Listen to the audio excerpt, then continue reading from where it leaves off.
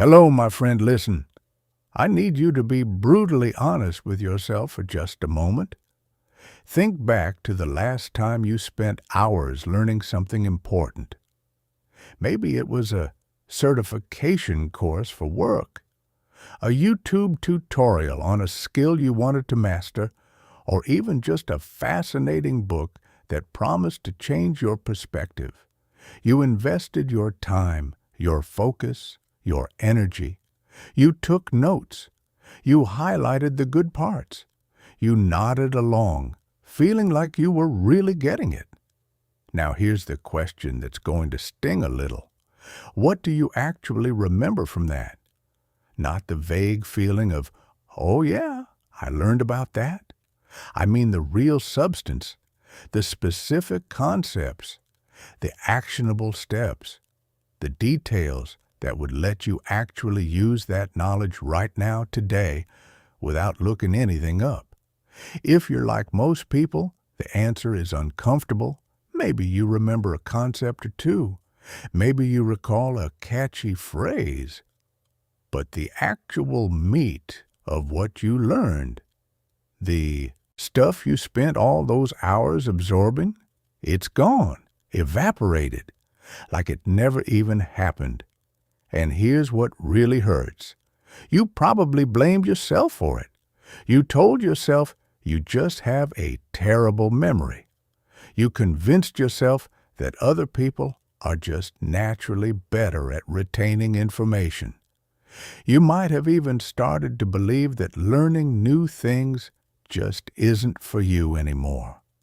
But I'm going to tell you something that might sound crazy. Your memory isn't broken. You're not too old. You're not incapable. You've just been using the wrong system. And today, we're going to fix that. Because here's the truth nobody wants to admit. The traditional way we've all been taught to learn is fundamentally flawed. It's not designed to make knowledge stick. It's designed to get you through the next test, the next presentation, the next deadline. And then it all disappears into the void. But what if I told you there's a way to remember everything you choose to learn? Not for a week, not for a month, but literally forever. What if I told you that the difference between someone with an amazing memory and someone with a terrible memory isn't genetics or age or intelligence, it's simply whether they're using the right system? That system exists. It's called spaced repetition, powered by a tool called Anki. And by the end of this video, you're going to understand exactly how to use it to transform your brain into a permanent knowledge vault. Let me paint you a picture of what this actually looks like in practice. Imagine being able to walk into any conversation, any meeting, any situation, and have the exact information you need just sitting there in your mind, ready to go. No scrambling to remember, no embarrassing blanks, no, let me get back to you on that. Just solid, reliable knowledge that you can trust. Imagine learning a new language and actually remembering the vocabulary 6 months later. Imagine studying for a professional certification and knowing that the information will still be there years down the line when you actually need it at work. Imagine reading books and retaining the insights instead of just adding them to the pile of things you kind of remember reading once. This isn't fantasy. This is what happens when you stop fighting against how your brain actually works and start working with it instead. Now, I know what you might be thinking. This sounds like a lot of work. Or maybe, I don't have time to add another thing to my day. And I get it. You're busy. Your schedule is already packed. The last thing you need is some complicated new system that's going to eat up hours of your time. But here's the beautiful part.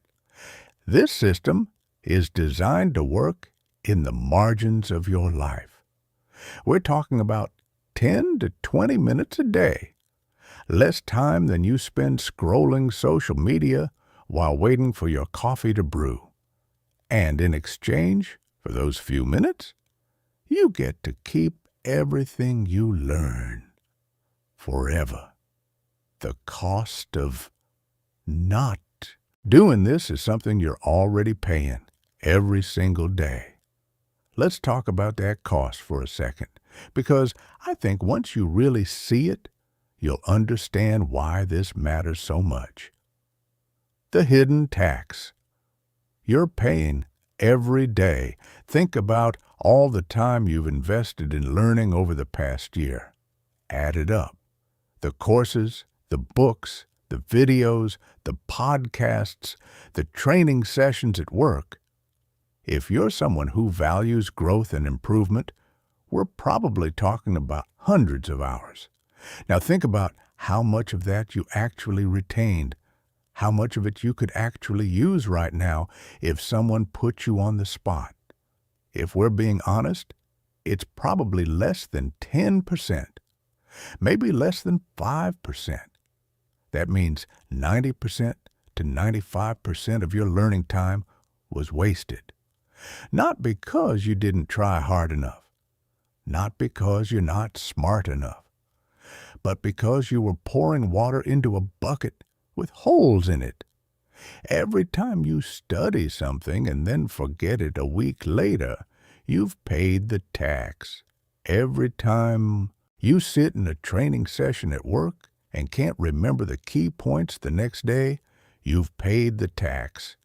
Every time you read a book and a month later can barely remember what it was about, you've paid the tax.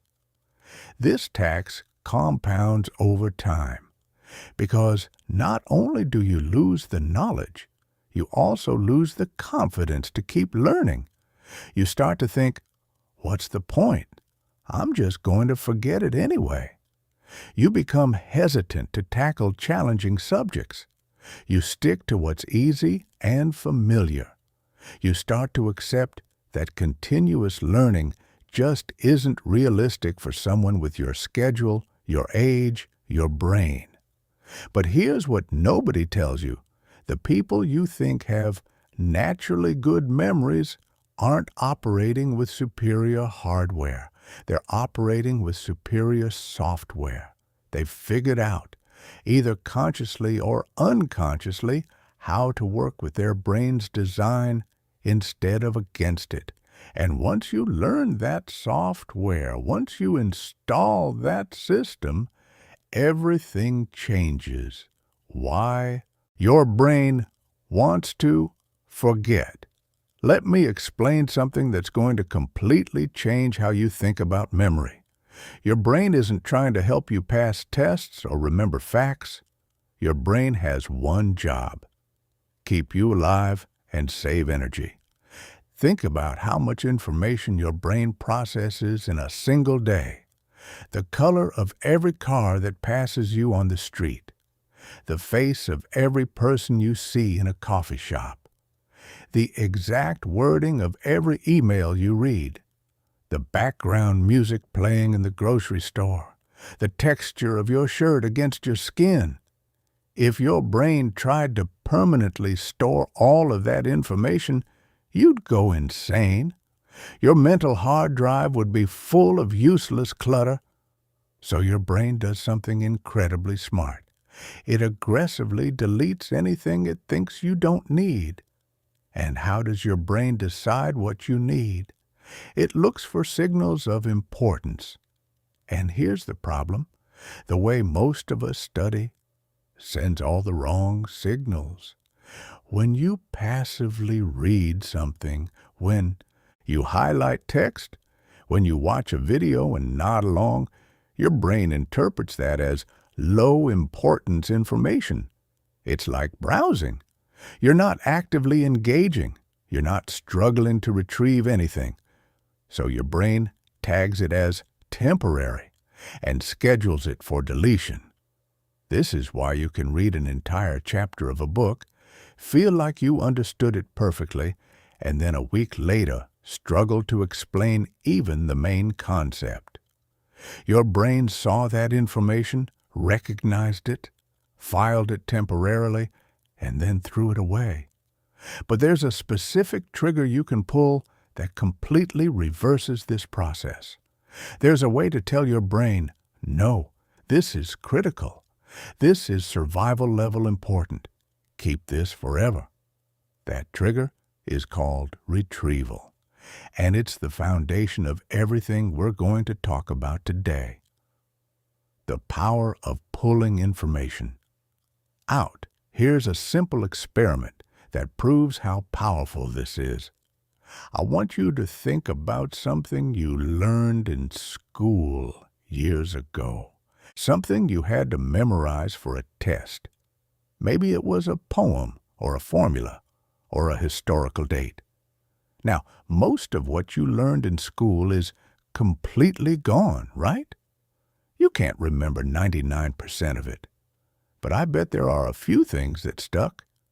Things you can still recite or recall perfectly even decades later. What made those particular pieces of information special? Why did they stick when everything else faded? The answer is almost always the same. You had to produce that information multiple times. You had to pull it out of your brain, not just put it in. Maybe it was a poem you recited in front of the class. Maybe it was a formula you used over and over again on different problems. Maybe it was a fact your teacher kept quizzing you on. Every time you had to retrieve that information from memory, you made it stronger. You sent a signal to your brain. This matters. This is important. Keep this. This is the fundamental insight that most people never learn. Learning doesn't happen when you put information in. Learning happens when you pull information out. Reading is putting information in. Highlighting is putting information in. Listening to lectures is putting information in. These activities can help you understand something initially, but they do almost nothing for long-term retention. Testing yourself is pulling information out. Answering questions from memory is pulling information out. Trying to recall and explain a concept without looking at your notes is pulling information out. This is called active recall, and it's the single most powerful learning technique ever discovered. Study after study has proven it. When you force yourself to retrieve information from memory, you learn it better than if you spend the same amount of time rereading it. But here's the problem. Active recall is uncomfortable. It requires effort. It exposes your gaps in knowledge. It makes you feel stupid when you can't remember something. So most people avoid it. They stick with passive review because it feels easier and more comfortable. And that's exactly why they forget everything. The timing secret. But active recall alone isn't enough, because there's a second variable that matters just as much. Timing. Let me explain with an example. Let's say you learned something new today. Maybe it's a new word in a foreign language. If I asked you to recall that word tomorrow, you'd probably get it right pretty easily. The memory is still fresh. But what if I don't ask you about it for a whole month? Chances are you'll have forgotten it. The memory will have faded, and now you'll have to learn it again from scratch. This creates a problem. If you review too soon, you're wasting time on something you already remember. If you review too late, you've already forgotten it, and you're basically relearning. There's a sweet spot, a specific window of time where the memory is just starting to fade, just beginning to slip away, but it's still there if you dig for it, if you review at that exact moment, right before you forget, you get two massive benefits. First, the struggle of retrieval makes the memory much stronger. Because you had to work for it, your brain tags it as important and reinforces it. Second, each time you successfully retrieve a fading memory, the memory lasts longer before it starts to fade again. The interval between reviews grows.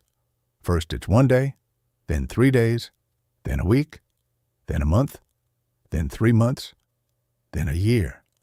This is called spaced repetition, and it's the second pillar of permanent memory. When you combine active recall with spaced repetition, something magical happens. You can learn something once, review it a handful of times at gradually increasing intervals, and remember it forever. Not kind of remember, not vaguely recall. Actually remember it solidly, reliably, permanently, and the total amount of time you spend reviewing that one piece of information over your entire lifetime, usually less than 2 minutes. The tool that makes it possible. Now, in theory, you could do all of this manually. You could keep a spreadsheet of everything you want to remember and calculate when to review each item. But that would be insane. You'd spend more time managing the system than actually learning. This is where Anki comes in. Anki is a flashcard application, but calling it a flashcard app is like calling a smartphone a phone. Technically true, but it misses the point entirely. Anki is a memory management system. It's a machine designed to automate spaced repetition. You create flashcards for things you want to remember, and Anki calculates the optimal time to show you each card based on how well you're doing with it. If you keep getting a card right, Anki shows it to you less and less frequently. If you keep getting a card wrong, Anki shows it to you more often until it sticks. The algorithm is sophisticated. It's been refined over years by thousands of users. It tracks every single card individually, adjusting the schedule based on your performance. Some cards you might see again in a year, others you might see tomorrow. And here's the beautiful part. You don't have to think about any of it. You just answer the cards that Anki shows you each day. The system handles everything else. This means you can have 10,000 cards in your deck, representing 10,000 different pieces of knowledge, and you might only review 30 of them on any given day.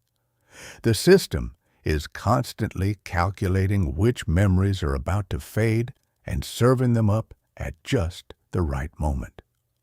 What this actually looks like in your life. Let me make this concrete. Let's say you're learning a new skill for work.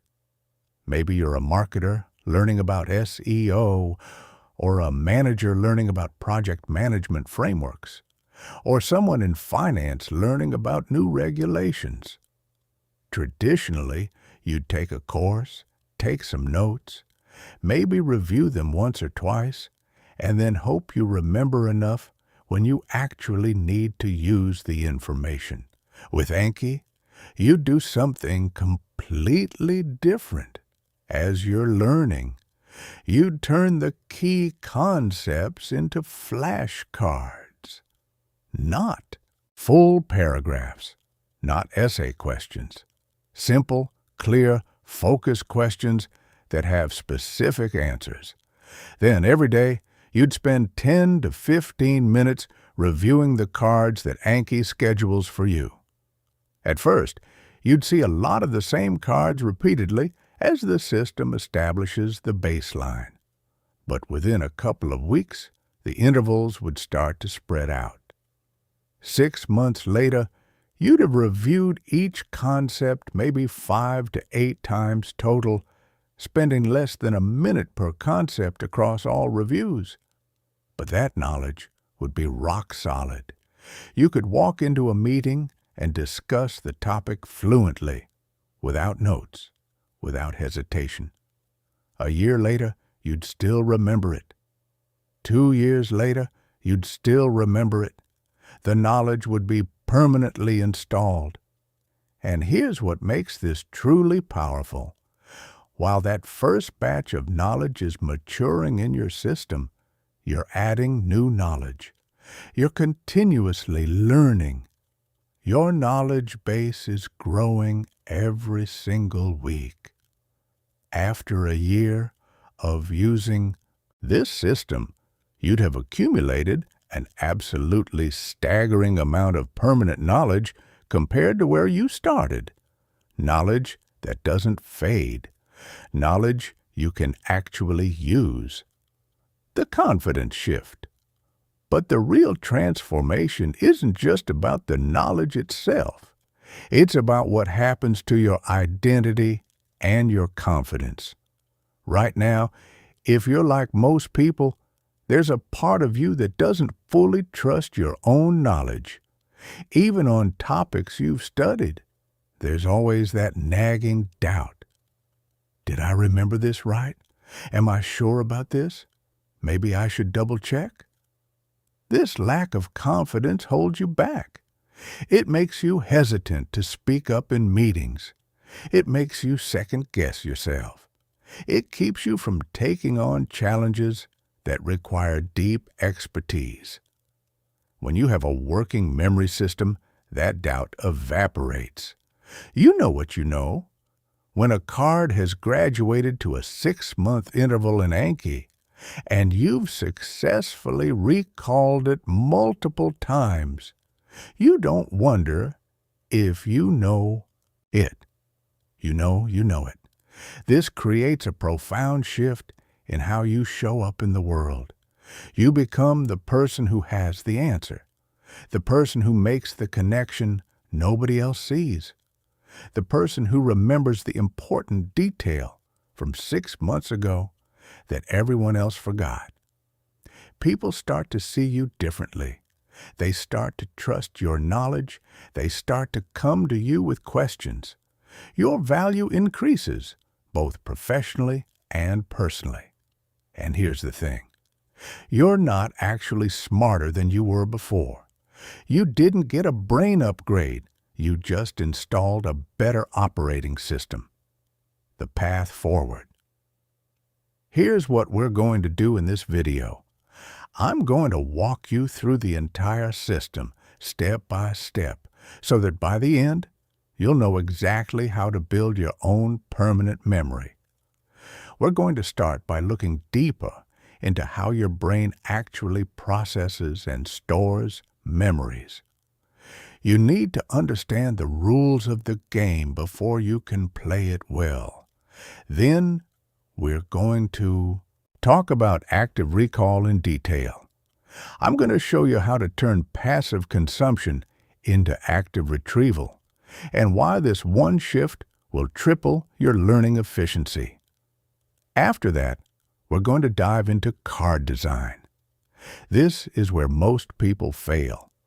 They create terrible flashcards that are confusing, overwhelming, or just plain useless. I'm going to show you the principles of designing cards that are clean, clear, and impossible to forget. Then we'll look at the Anki engine itself, how the algorithm works, what those buttons actually do, and how to tune the system to match your brain. We'll talk about organizing your knowledge so you don't get overwhelmed as your deck grows to thousands of cards.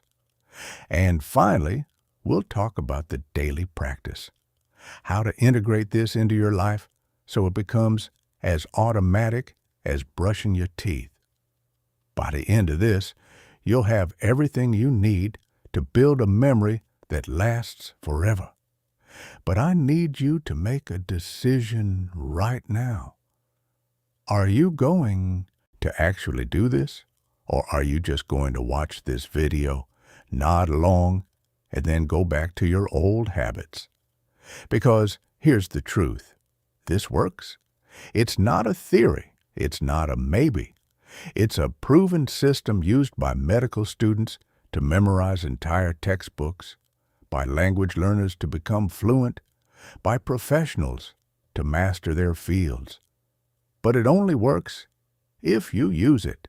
And using it requires a commitment to showing up every day, a commitment to being honest with yourself about what you know and what you don't, a commitment to trusting the process even when it feels weird at first. If you're ready to make that commitment, then let's begin. Let's stop wasting your learning time. Let's stop forgetting everything you work so hard to learn. Let's build you a memory that actually works. Chapter 1. Understanding how your brain actually works. All right, let's get into the mechanics, because if you're going to build a permanent memory system, you need to understand what you're working with. Your brain is not a filing cabinet. It's not a hard drive. It doesn't store information in neat little folders waiting for you to access them whenever you want. Your brain is more like a constantly changing network of connections.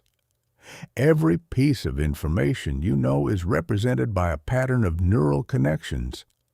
And those connections, they're fragile, they're temporary, they decay over time unless you actively maintain them.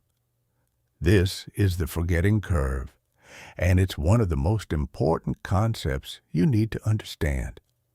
When you first learn something new, your ability to recall it is at 100%. You just learned it, so of course you remember it. But the moment you stop thinking about it, the decay begins. And it's not a slow, gentle decline. It's a cliff. Within 24 hours, if you don't review or use that information, you've already lost the majority of the details. Within a week, you're down to fragments. Within a month, it's essentially gone. This isn't your fault. This is your brain doing exactly what it's designed to do, clearing out information that doesn't seem important. Your brain makes this decision based on patterns. If you only encounter a piece of information once, your brain assumes it's not important. One-time information is usually just noise, so it deletes it to save resources. But here's the key. Every time you successfully retrieve a memory, you're sending a signal to your brain that says, "No, this is important. This is something I need to keep." And your brain responds by strengthening those neural connections. It makes them more durable. It gives them more resistance to decay. This is why testing yourself is so much more powerful than reviewing. When you review, you're passively exposing yourself to information. Your brain doesn't have to work for it. But when you test yourself, when you force your brain to search for and reconstruct the information, you're actively strengthening those connections. Think of it like a path through a forest. The first time you walk through, you're pushing through dense undergrowth. It's hard work. But the act of walking that path clears it a little. The next time you walk it, it's slightly easier. Walk it enough times, and eventually you've got a clear trail. But here's the thing. If you stop walking that path, the forest grows back. The trail disappears. This is what happens when you don't review. Spaced repetition is like maintaining that path with the minimum amount of effort. You walk it just often enough to keep it clear, but you're not wasting time walking it every single day when it's already perfectly maintained. The two types of strength. There's a critical distinction you need to understand: storage strength versus retrieval strength. Storage strength is how deeply the information is embedded in your long-term memory. It's how resistant it is to being completely erased. Information with high storage strength doesn't disappear easily, even if you don't use it for a long time. Retrieval strength is how easily you can access that information right now. It's how quickly it comes to mind when you need it. Here's the thing. These two types of strength are related, but they're not the same. And this is where most people get confused. You can have high storage strength, but low retrieval strength. This is that tip of the tongue feeling. You know something. It's in there somewhere, but you can't quite pull it out. The information is stored deeply, but the pathway to access it has weakened. You can also have high retrieval strength, but low storage strength. This is what happens when you cram. You can recite the information perfectly the day of the exam because it's fresh in your short-term memory. But because you didn't build deep storage strength, it evaporates within days. The goal is to build both, high storage strength and high retrieval strength. And the way you do that is through spaced retrieval practice. Every time you successfully retrieve a memory, especially when it's difficult, you're strengthening both the storage and the retrieval pathways. You're making the information more permanent and more accessible. Why rereading doesn't work. Now that you understand this, you can see why the most common study technique, rereading, is basically useless for long-term memory. When you reread something, you're not retrieving. You're recognizing. The information is right there in front of you. Your brain doesn't have to work for it. It just has to acknowledge, oh yeah, I've seen this before. This creates what's called the fluency illusion. The text feels familiar. It reads smoothly. You process it quickly. And your brain interprets that fluency as understanding and memory. But fluency is not retention. Recognition is not recall. This is why you can read a textbook chapter 3 times and feel like you really know it, but then completely blank when you try to answer questions without the book in front of you. You trained your brain to recognize the information when it's presented, but you never trained it to produce the information from scratch.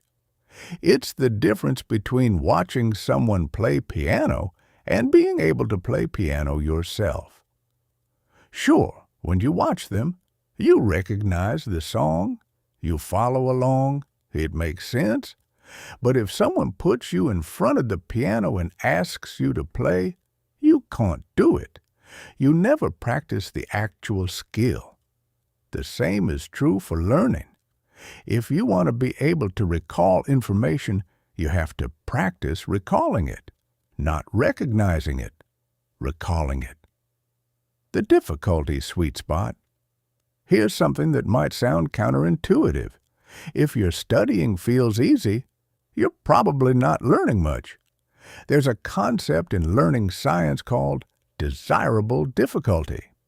The idea is that the right amount of difficulty during practice actually enhances learning. If something is too easy, your brain doesn't engage deeply enough. If it's too hard, you just get frustrated and give up. The sweet spot is when retrieval is challenging, but still achievable. When you have to think, search your memory, and reconstruct the answer, but you can still get there.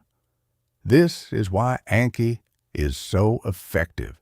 The spacing algorithm is designed to show you information right at that sweet spot, right when it's starting to fade, right when retrieval requires effort, but before it's completely gone. That moment of struggle, that moment where you're digging through your memory trying to find the answer, that's where the learning actually happens. That's where the neural connections get reinforced. If you're breezing through your Anki reviews, instantly knowing every answer, that's a sign that your intervals are too short. You're reviewing too frequently. You need to let things fade a bit more between reviews, so that each review actually requires effort. On the flip side, if you're constantly failing cards because the intervals are too long, that's also a problem. You're letting things fade too much. The algorithm finds that balance for you automatically, but you need to be honest with your responses. If something was easy, mark it easy. If you struggled, mark it hard. The system adapts based on your feedback. Taking responsibility. Here's the mindset shift I need you to make. Your memory is not something that happens to you. It's something you build. Most people treat forgetting like the weather.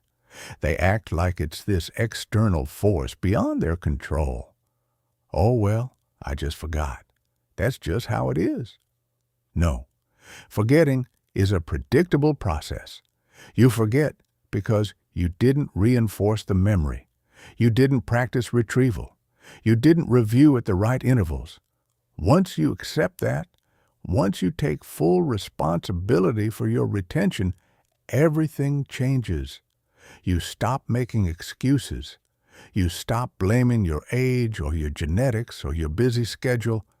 You realize that if you want to remember something, you have a proven system to make that happen. And if you forget something, it's because you chose not to use the system. This might sound harsh, but it's actually incredibly liberating because it means you're in control. Your memory is a tool you can sharpen, a system you can optimize, a skill you can develop. You're not a victim of a bad memory. You're the architect of your knowledge. Moving forward. All right, so now you understand the physics. You know that your brain wants to delete information unless you give it a reason not to. You know that passive review creates an illusion of knowledge without the substance. You know that active retrieval is what actually builds permanent memories. And you know that timing matters just as much as the retrieval itself. This is the foundation. This is the operating manual for your brain. But knowing the theory doesn't make you effective. You need to put this into practice. You need to learn the specific techniques that turn this knowledge into results. So let's talk about the engine. Let's talk about active recall and how to make it a natural part of your learning process. Because once you master this, once you shift from passive consumption to active production, your learning efficiency is going to skyrocket. You're going to start noticing gaps in your knowledge immediately instead of being surprised by them during tests or meetings. You're going to build confidence because you'll be constantly proving to yourself that you actually know the material. Ready? Let's do this. Chapter 2, The Art of Active Recall. Let's talk about how you're actually going to implement this in your daily learning. Because understanding the theory is one thing, but changing your behavior is another entirely. Right now, when you sit down to learn something, what do? You probably open a book, or pull up a video, or review some notes. You read, you watch, you listen. You might highlight important parts. You might jot down key points. You're consuming information, And it feels productive, right? You're focused, you're engaged, you're processing the material, your eyes are moving across the page, your brain is working. This feels like learning, but it's not. Not really. What you're doing is encoding information into your short-term memory. You're understanding it in the moment, but you're not doing the thing that actually makes it stick for the long term. The thing that makes it stick is forcing yourself to produce the information from memory. Let me give you a concrete example. Imagine you're learning about how photosynthesis works. You read a chapter in a biology textbook. You understand it. It makes sense. You could probably explain it if someone asked you right now. Traditional studying says, great, now reread that chapter a couple more times to really solidify it. Active recall says, close the book. Now explain photosynthesis out loud, from memory, as if you're teaching it to someone who knows nothing about it. See the difference? In the first approach, the answer is always in front of you. You're just reviewing the author's explanation. In the second approach, you have to construct the explanation yourself. And that construction process, that struggle to pull the information out of your brain and organize it into a coherent explanation, that's what builds the neural pathways. That's what creates permanent learning. The blank page test. Here's a technique I want you to start using immediately. The blank page test. After you finish learning something, whether it's a video, a chapter, a lecture, whatever, close the source material. Get a blank piece of paper or open a blank document. Now write down everything you remember. Don't look at your notes. Don't peek at the book. Just write. If you get stuck, if you can't remember something, leave a blank space and keep going. Force yourself to retrieve as much as you can. This is going to feel uncomfortable. You're going to realize how much you didn't actually retain. You're going to feel gaps in your knowledge that you didn't know were there. Good. That discomfort is the point. Those gaps are valuable information. They're telling you exactly what you need to review. Now, after you've written everything you can remember, go back to the source material. Check what you missed. Fill in the gaps. And here's the critical part. Don't just read the parts you forgot. Turn them into questions. If you forgot how the Calvin cycle works, don't just reread that section. Instead, create a question. What are the 3 phases of the Calvin cycle? Put that question in Anki. Now, the next time you review, you're going to have to retrieve that specific piece of information. This is how you transform passive learning into active learning. Every gap you discover becomes a question. Every question becomes a retrieval practice opportunity. Asking better questions. Not all questions are created equal. You can create questions that are useless, ambiguous, or so complex that they're impossible to answer. Or you can create questions that are sharp, focused, and impossible to forget. Let me show you the difference. Bad question. What is photosynthesis? This question is too broad. The answer could be a single sentence or a 10-page essay. When you see this card in Anki, you won't know how much detail to provide. You'll end up either giving a vague, incomplete answer or rambling through every detail you know. Better question. What is the primary function of chlorophyll in photosynthesis? This is focused. It has a specific answer. When you see this card, you know exactly what it's asking for. There's no ambiguity. Bad question. Explain the light-dependent reactions. Again, too broad. You could talk about this for 5 minutes. Better question. In the light-dependent reactions, what molecule does water split into? Specific. Focused. You either know the answer or you don't. The rule is this. Each card should test one atomic piece of information. Not 2 pieces, not 3, 1.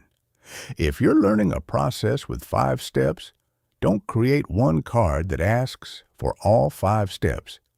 Create 5 separate cards, each asking for 1 step. Maybe create a 6th card asking for the sequence. This might feel like you're making too many cards, like you're fragmenting the knowledge too much. But trust me, this is what makes the system work.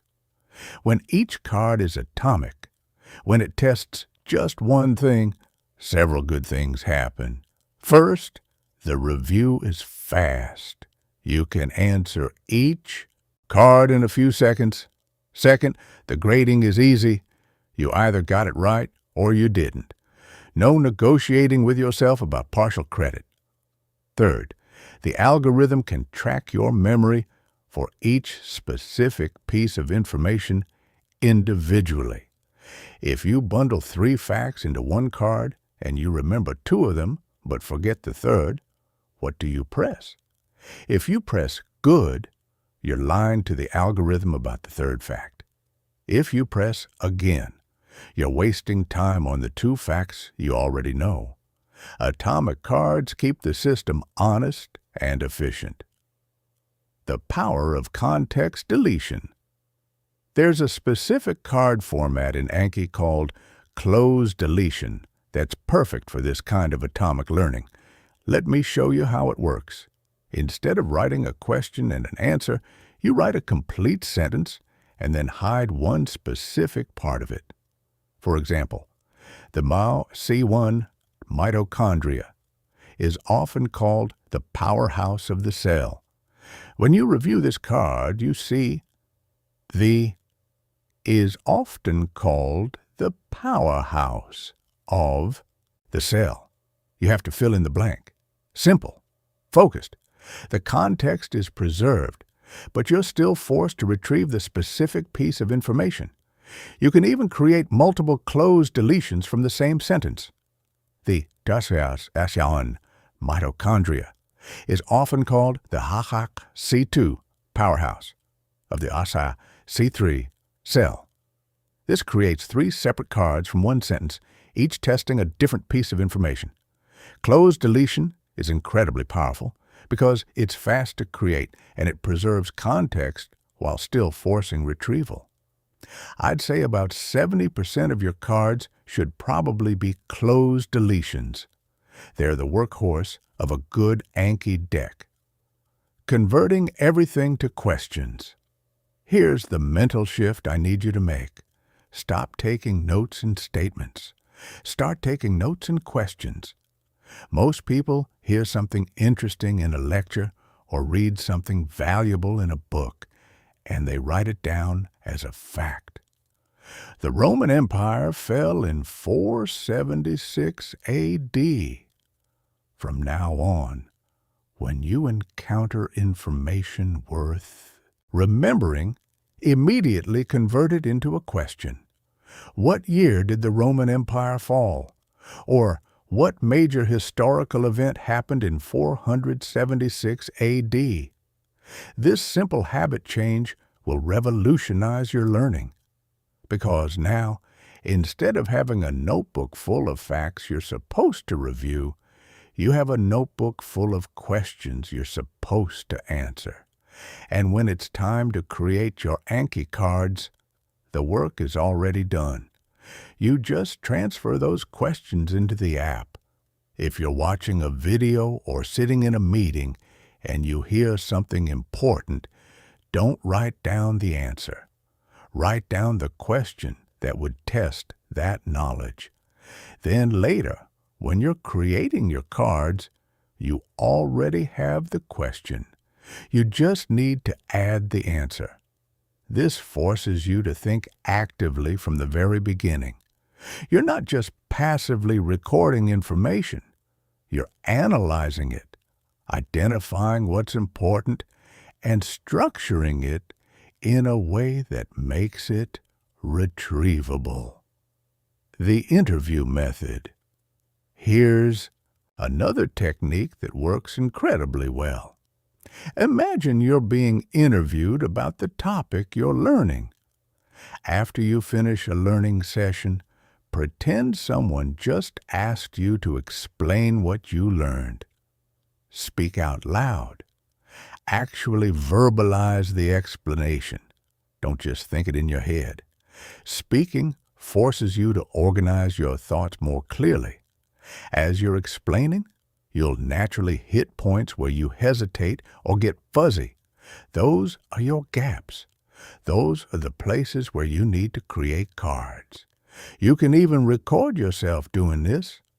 Talk through the topic for 5 to 10 minutes, recording your explanation, then listen back. Every time you stumble or say or realize you skipped something important, that's a card. This technique is especially powerful for complex topics where understanding the relationships and the narrative is just as important as knowing the individual facts. Embracing the struggle. I need to prepare you for something. Active recall feels harder than passive review. It feels less comfortable, and your brain is going to resist it. When you sit down to review by rereading your notes, it feels smooth, familiar, easy. You recognize things. You nod along. Your brain gives you little dopamine hits of, yes, I know this. When you sit down to do active recall, forcing yourself to produce answers from scratch, it feels awkward, difficult. You'll struggle. You'll fail to remember things you thought you knew. It feels like you're not doing well. But that struggle is the entire point. That's where the learning happens. Think of it like physical exercise. If you're lifting weights and it feels easy, you're not building muscle. The burn, the strain, the difficulty, that's what triggers growth. The same is true for your brain. If studying feels easy and comfortable, you're probably not building strong memories. The difficulty is the mechanism that strengthens the neural pathways.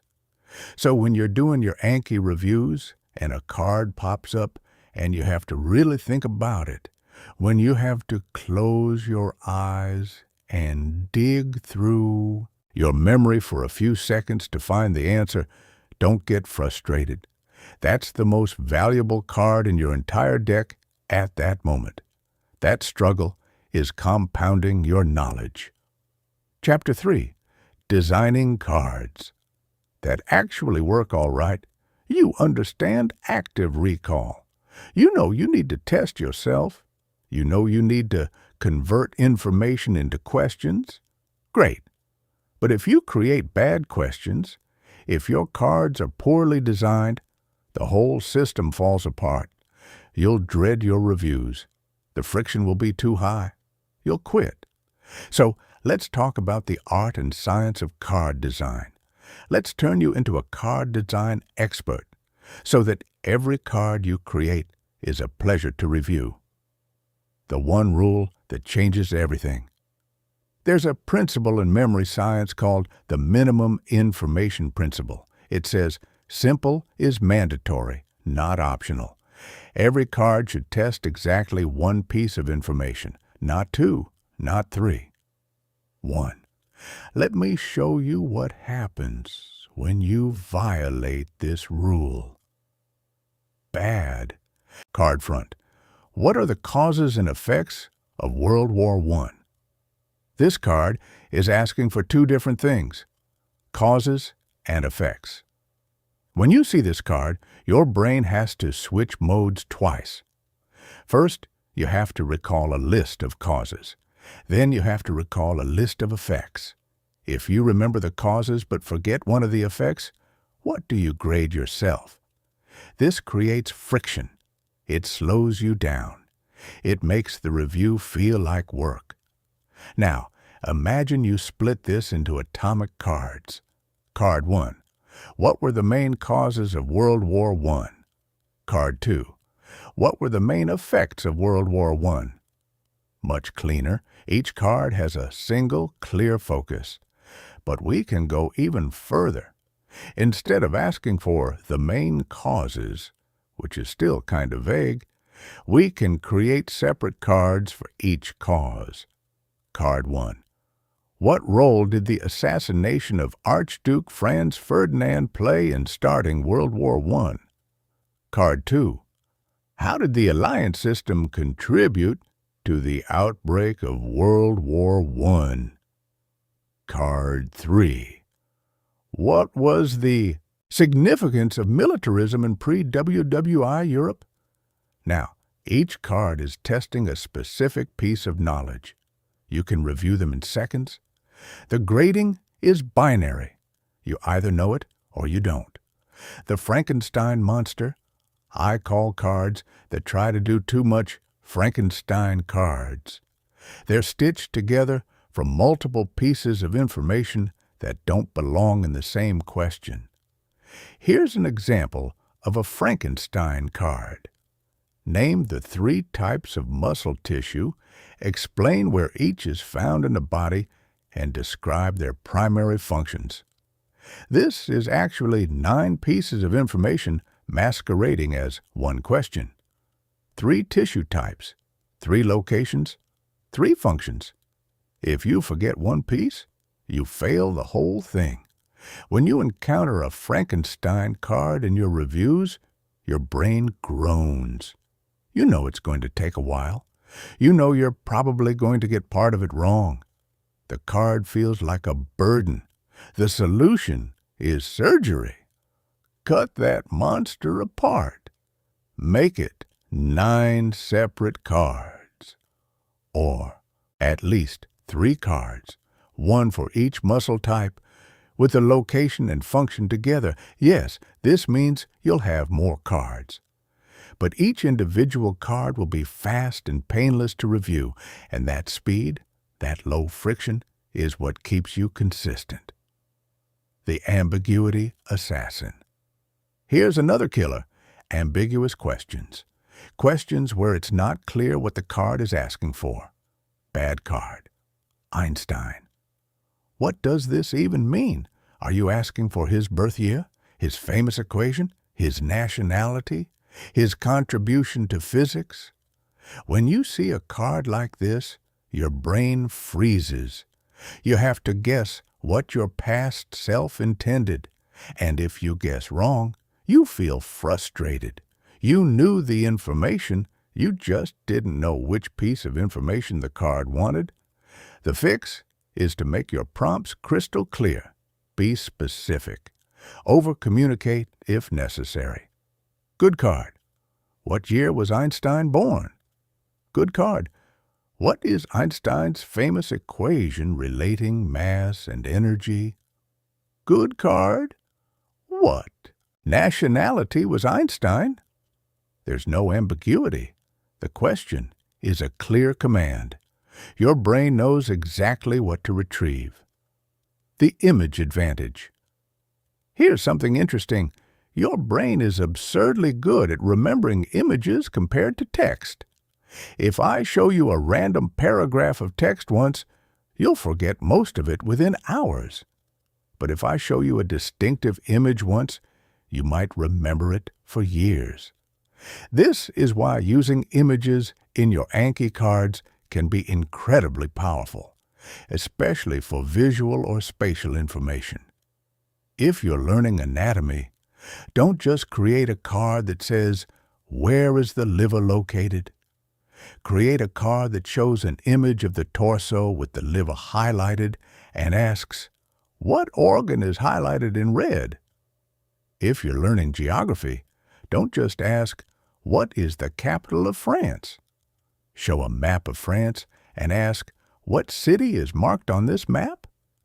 The image provides context and leverages your brain's visual memory which is much stronger than your memory for abstract text.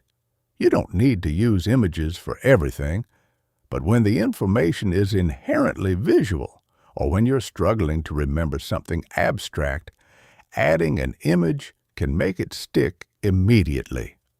The personal touch. Your cards don't have to be formal or academic. In fact, the more personal and weird you can make them, the better they'll stick. If you're learning Spanish vocabulary, you could create a boring card like, "What is the Spanish word for dog?" Or you could create a memorable card like, "What did Maria shout when the furry animal ran into the restaurant?" Answer, "Un perro." The second version creates a tiny story. It gives context. It's more engaging, and engagement aids memory. Don't be afraid to make your cards funny, absurd, or connected to your personal life. If a fact reminds you of your weird uncle or your favorite movie, put that in the card. The more hooks you create, the easier it is to retrieve. The reverse card trick. Here's a powerful technique for many cards. You should create the reverse version too. If you create a card that asks, "What is the capital of Japan?" you should also create a card that asks, "Tokyo is the capital of which country?" This forces you to build the connection in both directions. You're not just memorizing a one-way link.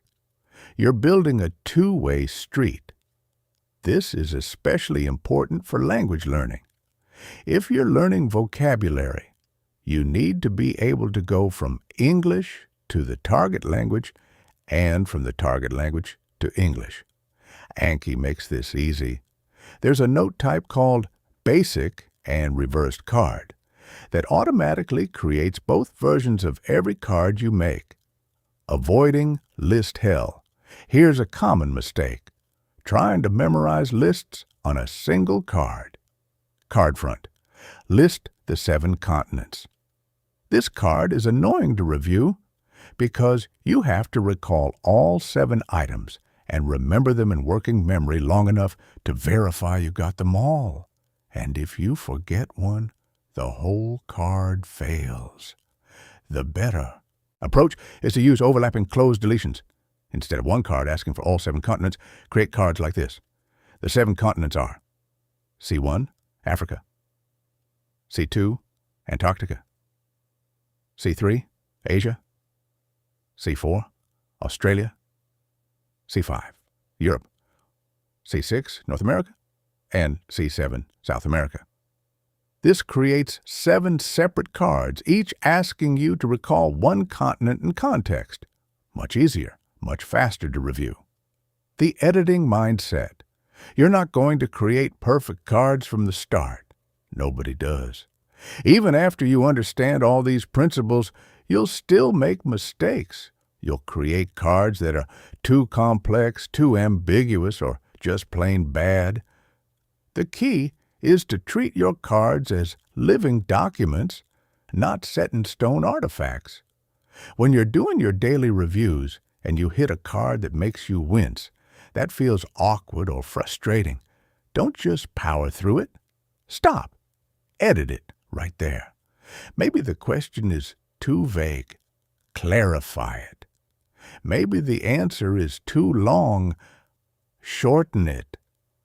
Maybe the card is testing 3 things when it should test 1. Split it into 3 cards. Anki makes editing easy. You can modify a card at any time, even if you've already reviewed it dozens of times. The statistics stay attached to the card so you don't lose your progress. I probably edit 2 to 3 cards per week as I encounter them in my reviews. A small tweak here, a clarification there. Over time, your deck becomes refined. The friction drops. The reviews become smoother. The delete button is your friend. Here's permission you might not realize you needed. You can delete cards. Not every piece of information deserves to be in your system. Not everything you initially thought was important actually turns out to be important. If you have a card that you keep failing over and over, and you realize you don't actually care about that information, delete it. Don't feel guilty. You're not giving up. You're curating. A lean deck of 500 high-quality cards is infinitely more valuable than a bloated deck of 5,000 cards where half of them are noise. Your time is limited. Your mental energy is limited. Every card in your deck is a promise that you'll review it, potentially forever. Make sure each card is worth that commitment. The first batch. All right, so now you know how to create good cards. You know the principles. You know the common mistakes to avoid. You know how to edit and refine. Here's what I want you to do. Create your first batch of 10 cards. Not 100, not 50, just 10. Pick a topic you're currently learning or something you want to make sure you never forget. Create 10 atomic cards following the principles we just discussed. Then review those cards over the next few days. Pay attention to how they feel. Are they clear? Are they quick to answer? Do you find yourself struggling with ambiguity or complexity? Edit them as needed. Get them to the point where each card feels smooth and effortless to review. Once you've mastered the art of creating 10 good cards, then you can start scaling up. But don't rush it. Quality over quantity. Always. Because here's the thing. If you create 1,000 bad cards, you're just building a system you'll eventually abandon. But if you create 100 excellent cards, you're building something sustainable. Something you'll actually use for years. Looking ahead. Okay, so you've got the mechanics down. You understand active recall. You know how to design cards that work. You're ready to start building your deck. But there's still a critical piece missing. We haven't talked about the engine itself. We haven't talked about how Anki's algorithm actually works, what those buttons mean, and how to tune the system to match your brain. Because here's the reality. You can have perfect cards, but if you're using the wrong settings or pressing the wrong buttons, the spacing won't work. The system will either show you cards too often, wasting your time, or too infrequently, letting things slip through the cracks. You need to understand what's happening under the hood. You need to know what each button does to the invisible numbers that control your review schedule. So let's open up the control panel. Let's look at the algorithm. Let's talk about ease factors, intervals, and how to read the data the system is giving you. Because once you understand the engine, once you can tune it properly, that's when the magic really starts to happen. Chapter 4. The Timing Machine. All right, let's talk about time. Because this is where the real magic happens. You've probably heard the phrase, work smarter, not harder. Well, spaced repetition is the ultimate expression of that idea. It's about doing the absolute minimum amount of work necessary to achieve the maximum result.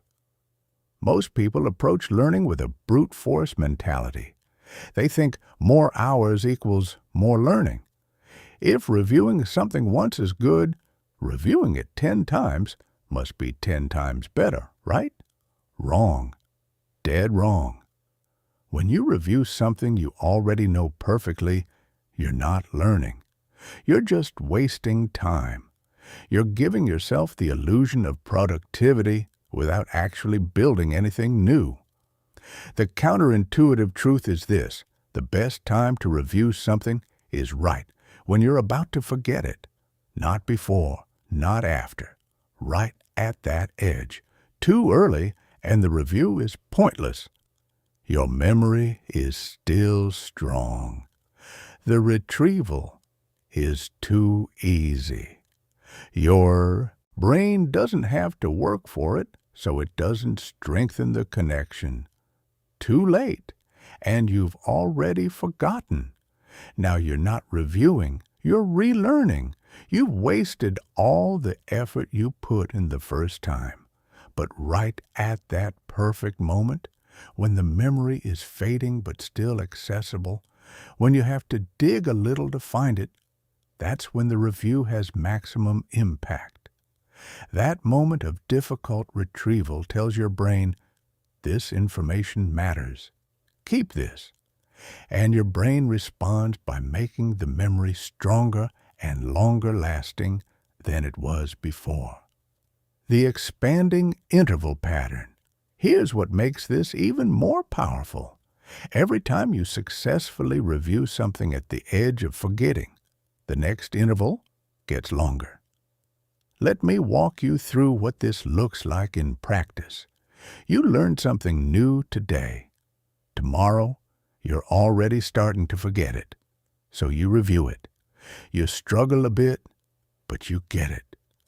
That struggle strengthens the memory. Now, instead of fading, in one day, the memory lasts 3 days.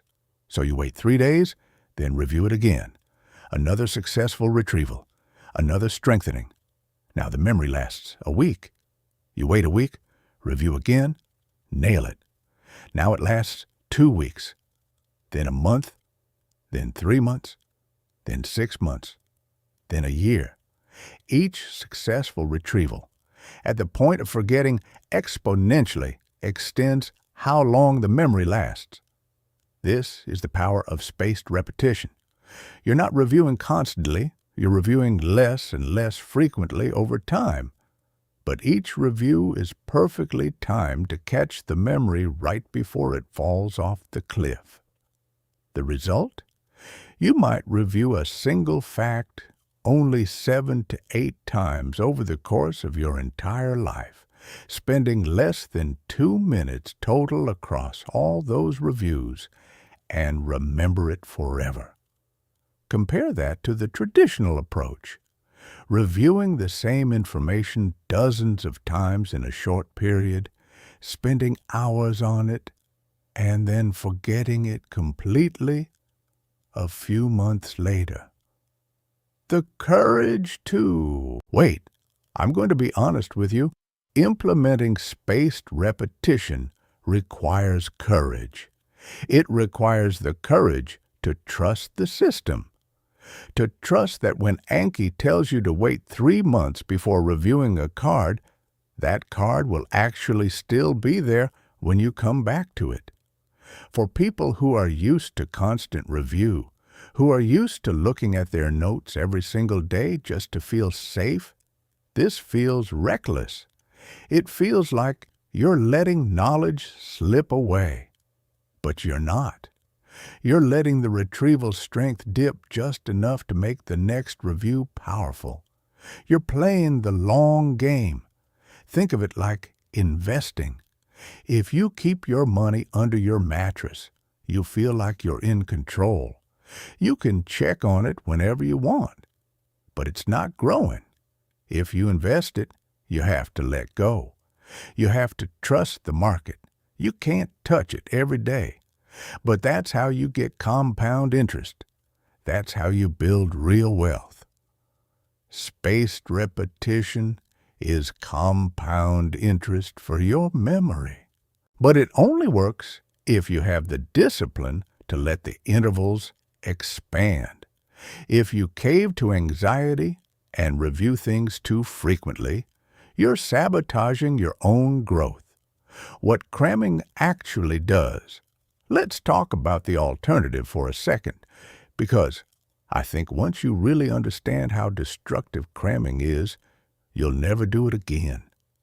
Cramming is when you take information and force it into your brain in a short, intense period right before you need it. Every student has done this.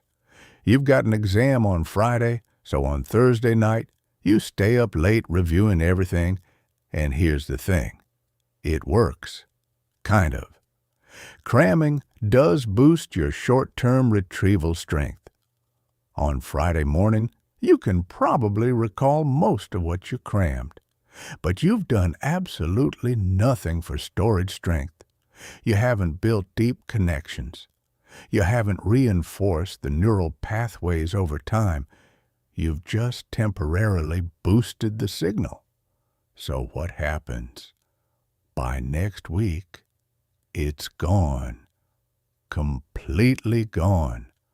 Like you never learned it in the first place. And now, if you need that information again in the future, you have to start from scratch. You have to cram again. You're trapped in an endless cycle of learning and relearning the same material. This is exhausting. This is why so many people burn out on learning. They're running on a treadmill, working incredibly hard, but never actually making progress. Spaced repetition breaks the cycle. You learn something once, you review it strategically a handful of times, and then it's yours.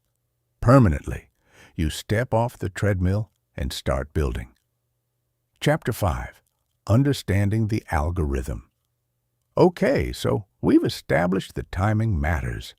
We know we need to review at expanding intervals. Great. But how do you actually calculate those intervals? How do you know when to review each individual piece of information? You've got hundreds, maybe thousands of cards. You can't manually track when to review each one. This is where Anki's algorithm comes in. And this is where most people treat the app like a black box. They press buttons without understanding what those buttons actually do. Let me pull back the curtain and show you what's really happening. The hidden number. Every single card in your Anki deck has a hidden number attached to it. You rarely see this number, but it controls your entire experience. It's called the ease factor. Think of the ease factor as the card's growth rate. It's a multiplier that determines how quickly the intervals expand. When you create a new card, it starts with a default ease factor, usually 250% or 2.5 times. Here's how it works. Let's say a card has an interval of 10 days and an ease factor of 250%. When you review that card and press Good, Anki multiplies the current interval by the ease factor. 10 days times 2.5 equals 25 days. So the next time you'll see that card is in 25 days. If you press Good again after 25 days, Anki does the math again. 25 days times 2.5 equals 62.5 days. This is exponential growth. This is how you get those massive intervals where you don't see a card for months or even years. But here's the critical part. The ease factor isn't static. It changes based on how you grade yourself. What the buttons actually do. When you review a card in Anki, you have 4 buttons. Again, hard, good, and easy. Most people think these are just labels describing how you felt about the card. That felt hard, or that was easy. But these buttons are actually control levers. Each one sends a specific instruction to the algorithm. Let's break down what each button actually does. Again, this means you failed. You couldn't recall the answer. When you press this, Anki does 2 things. First, it resets the interval to a very short period, usually 10 minutes or the next day. You're starting over. Second, and this is important, it decreases the ease factor, usually by about 20 percentage points. So if the card had an ease factor of 250%, it's now 230%. This means future intervals will grow more slowly. Anki has interpreted your failure as a signal that this card is difficult for you, hard. This means you remembered it, but it was a struggle. Anki increases the interval, but only slightly, usually by about 1.2 times the previous interval. And it also decreases the ease factor, but by a smaller amount than again, maybe 15 percentage points. The algorithm is saying, okay, you got it, but let's be cautious. Let's not push the interval too far too fast. Good. This is the baseline. This is what you should be pressing most of the time. When you press good, the interval grows by the current ease factor, and the ease factor itself stays the same. No change. This tells the algorithm the spacing was perfect. Keep doing what you're doing. Easy. This means the card was trivial. You barely had to think about it. When you press easy, Anki does two things. First, it boosts the interval immediately by a larger multiplier. Second, it increases the ease factor. The algorithm is saying, you're too good at this card. Let's accelerate the growth so we're not wasting your time. The ease hell trap. Now that you understand what the buttons do, I need to warn you about a common mistake that destroys a lot of people's decks. It's called ease hell, and it happens when you habitually press hard instead of again. Here's the scenario. You review a card and you kind of remember the answer. It's on the tip of your tongue. You struggle for a few seconds and you manage to piece it together. You feel like you got it, but just barely. So you think, I got it, but it was hard. And you press hard. This seems reasonable, right? You're being honest about your experience. But here's the problem. If the card was actually that difficult, you should probably press again to reset it and see it again soon. By pressing hard, you're telling the algorithm you got it right, so the interval still grows. But you're also lowering the ease factor. Do this a few times, and the ease factor drops to the minimum, usually 130%. Now, the card barely grows. You might review it and press good, and the interval only increases from 10 days to 13 days. You're stuck in a loop where you keep seeing this card over and over, even though you're getting it right, because the ease factor is crippled. The fix is simple. Be binary in your grading. If you genuinely couldn't retrieve the answer and had to guess or piece it together from vague recognition, press again. If you retrieved it successfully, even if you had to think about it for a few seconds, press good. Reserve hard for very rare cases where you got it right, but you're genuinely concerned that you won't get it right next time.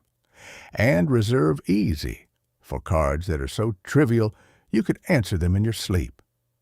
The leech system. Sometimes, despite your best efforts, there's a card that just won't stick. You fail it, review it, fail it again, review it again. It keeps coming back, and you keep getting it wrong. Anki has a name for these cards, leeches. When a card has been failed a certain number of times, usually 8, Anki tags it as a leech. Depending on your settings, it might even automatically suspend the card so it stops showing up in your reviews. Most people see a leech tag as a personal failure. They think, I'm too stupid to remember this.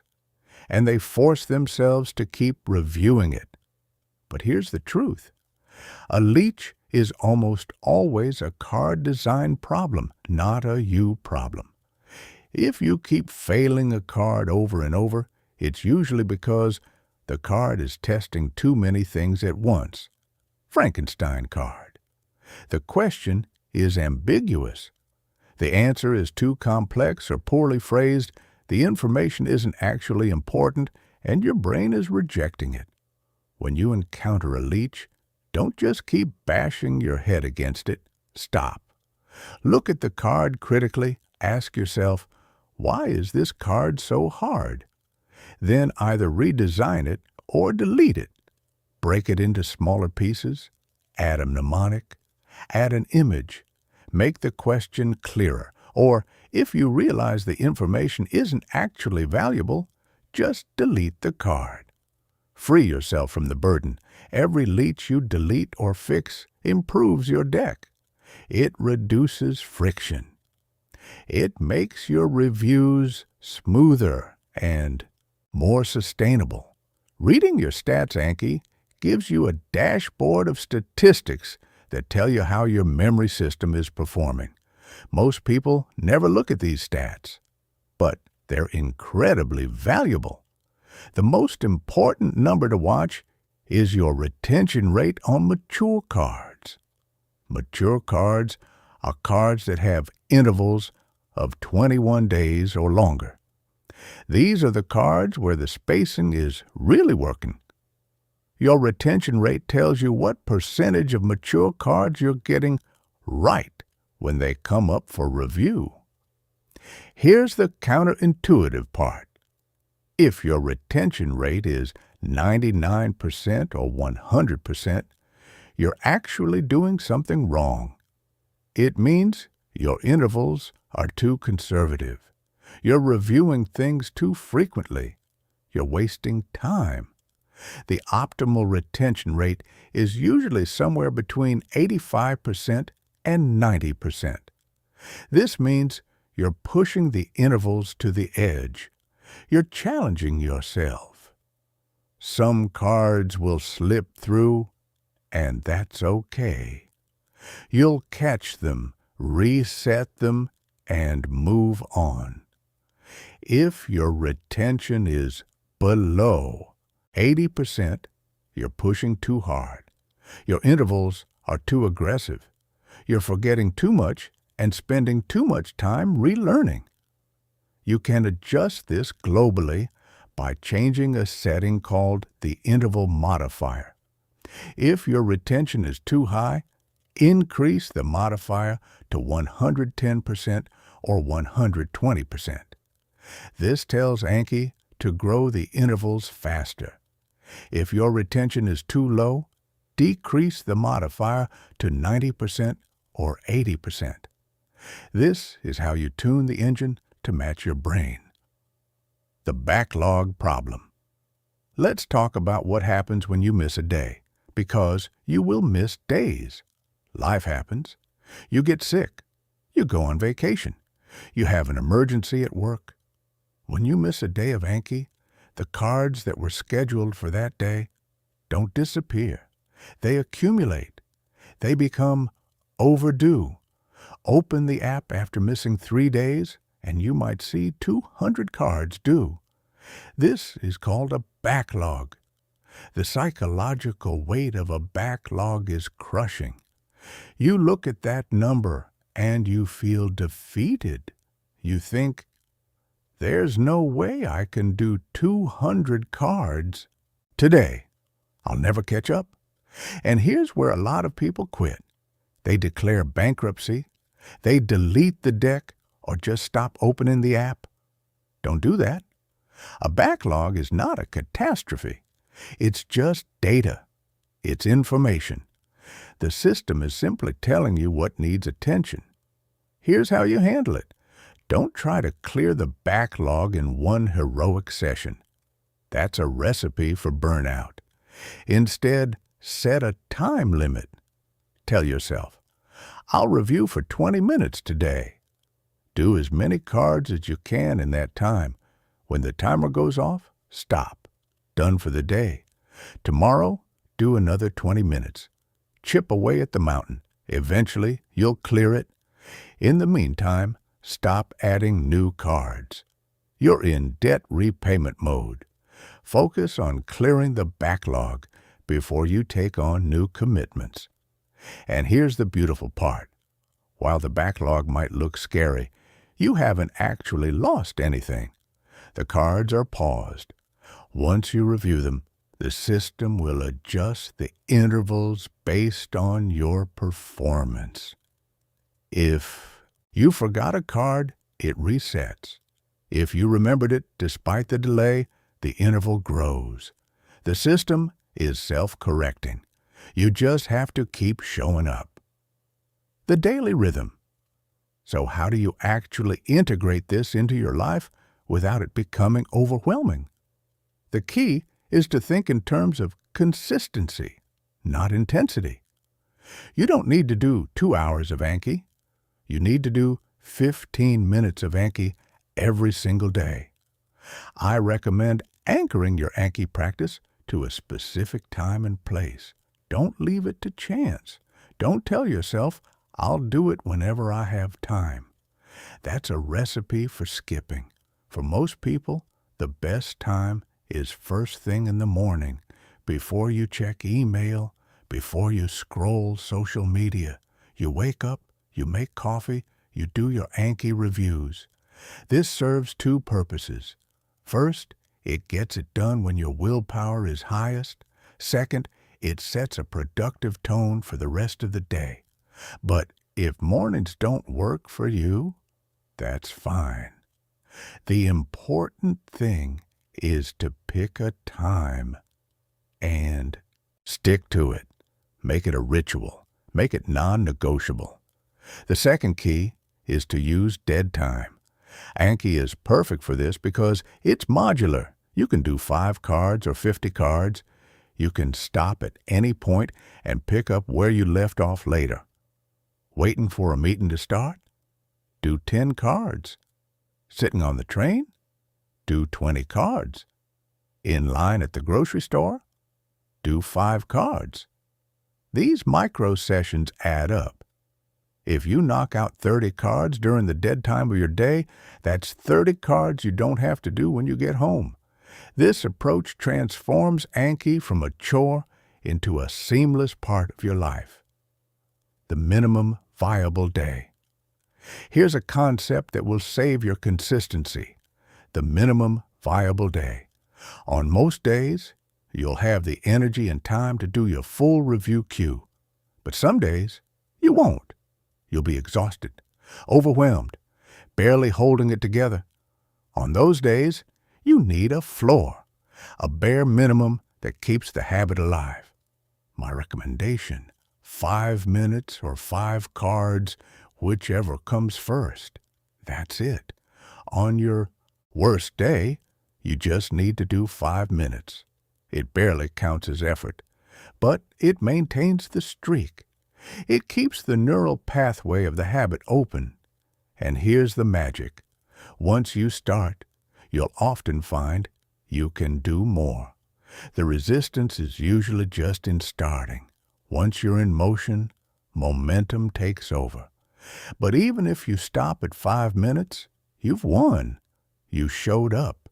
You didn't break the chain. This is infinitely better than skipping the day entirely, feeling guilty, and letting that guilt spiral into quitting. When it clicks, if you stick with this for about 60 days, something remarkable will happen. The system will click. You'll stop thinking about it. You'll stop having to force yourself. You'll just open Anki automatically the same way you brush your teeth. You'll start to feel weird if you haven't done your reviews, like you forgot something important. And more importantly, you'll start to notice the results. You'll be in a conversation and a fact you learned 3 months ago will pop into your head exactly when you need it.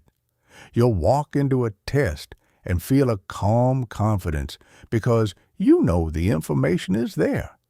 You'll start to trust your memory in a way you never have before. People around you will start to notice. They'll comment on your memory. They'll ask how you remember so much, and you'll realize that you're not special. You just have a better system. The long view. Here's what a lot of people don't realize. The real power of this system doesn't show up in the first month or even the first 3 months. It shows up in year 2, year 3, year 5. Because of the exponential growth of intervals, mature cards take almost no time to maintain.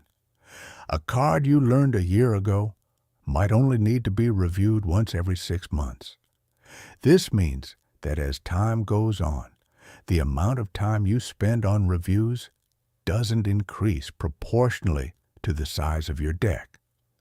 You might have 5,000 cards, but you're only reviewing 30 a day, because most of them are mature.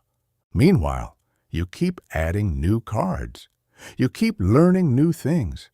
Your knowledge base expands continuously. This is compound growth. This is how you become someone with deep, broad expertise in multiple domains. Not because you're a genius, not because you have a photographic memory, but because you have a system that works. The control panel. All right, you now understand the engine. You know what the buttons do. You know about ease factors and intervals. You know how to read your stats and tune the settings.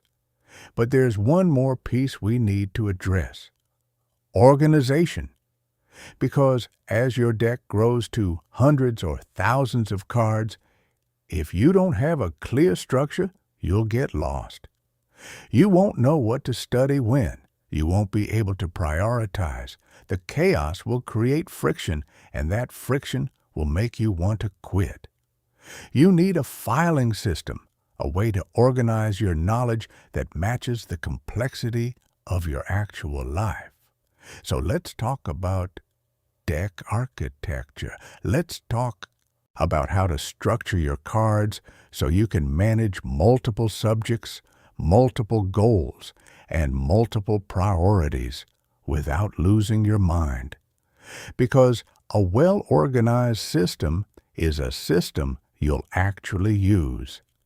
And a system you use is a system that changes your life.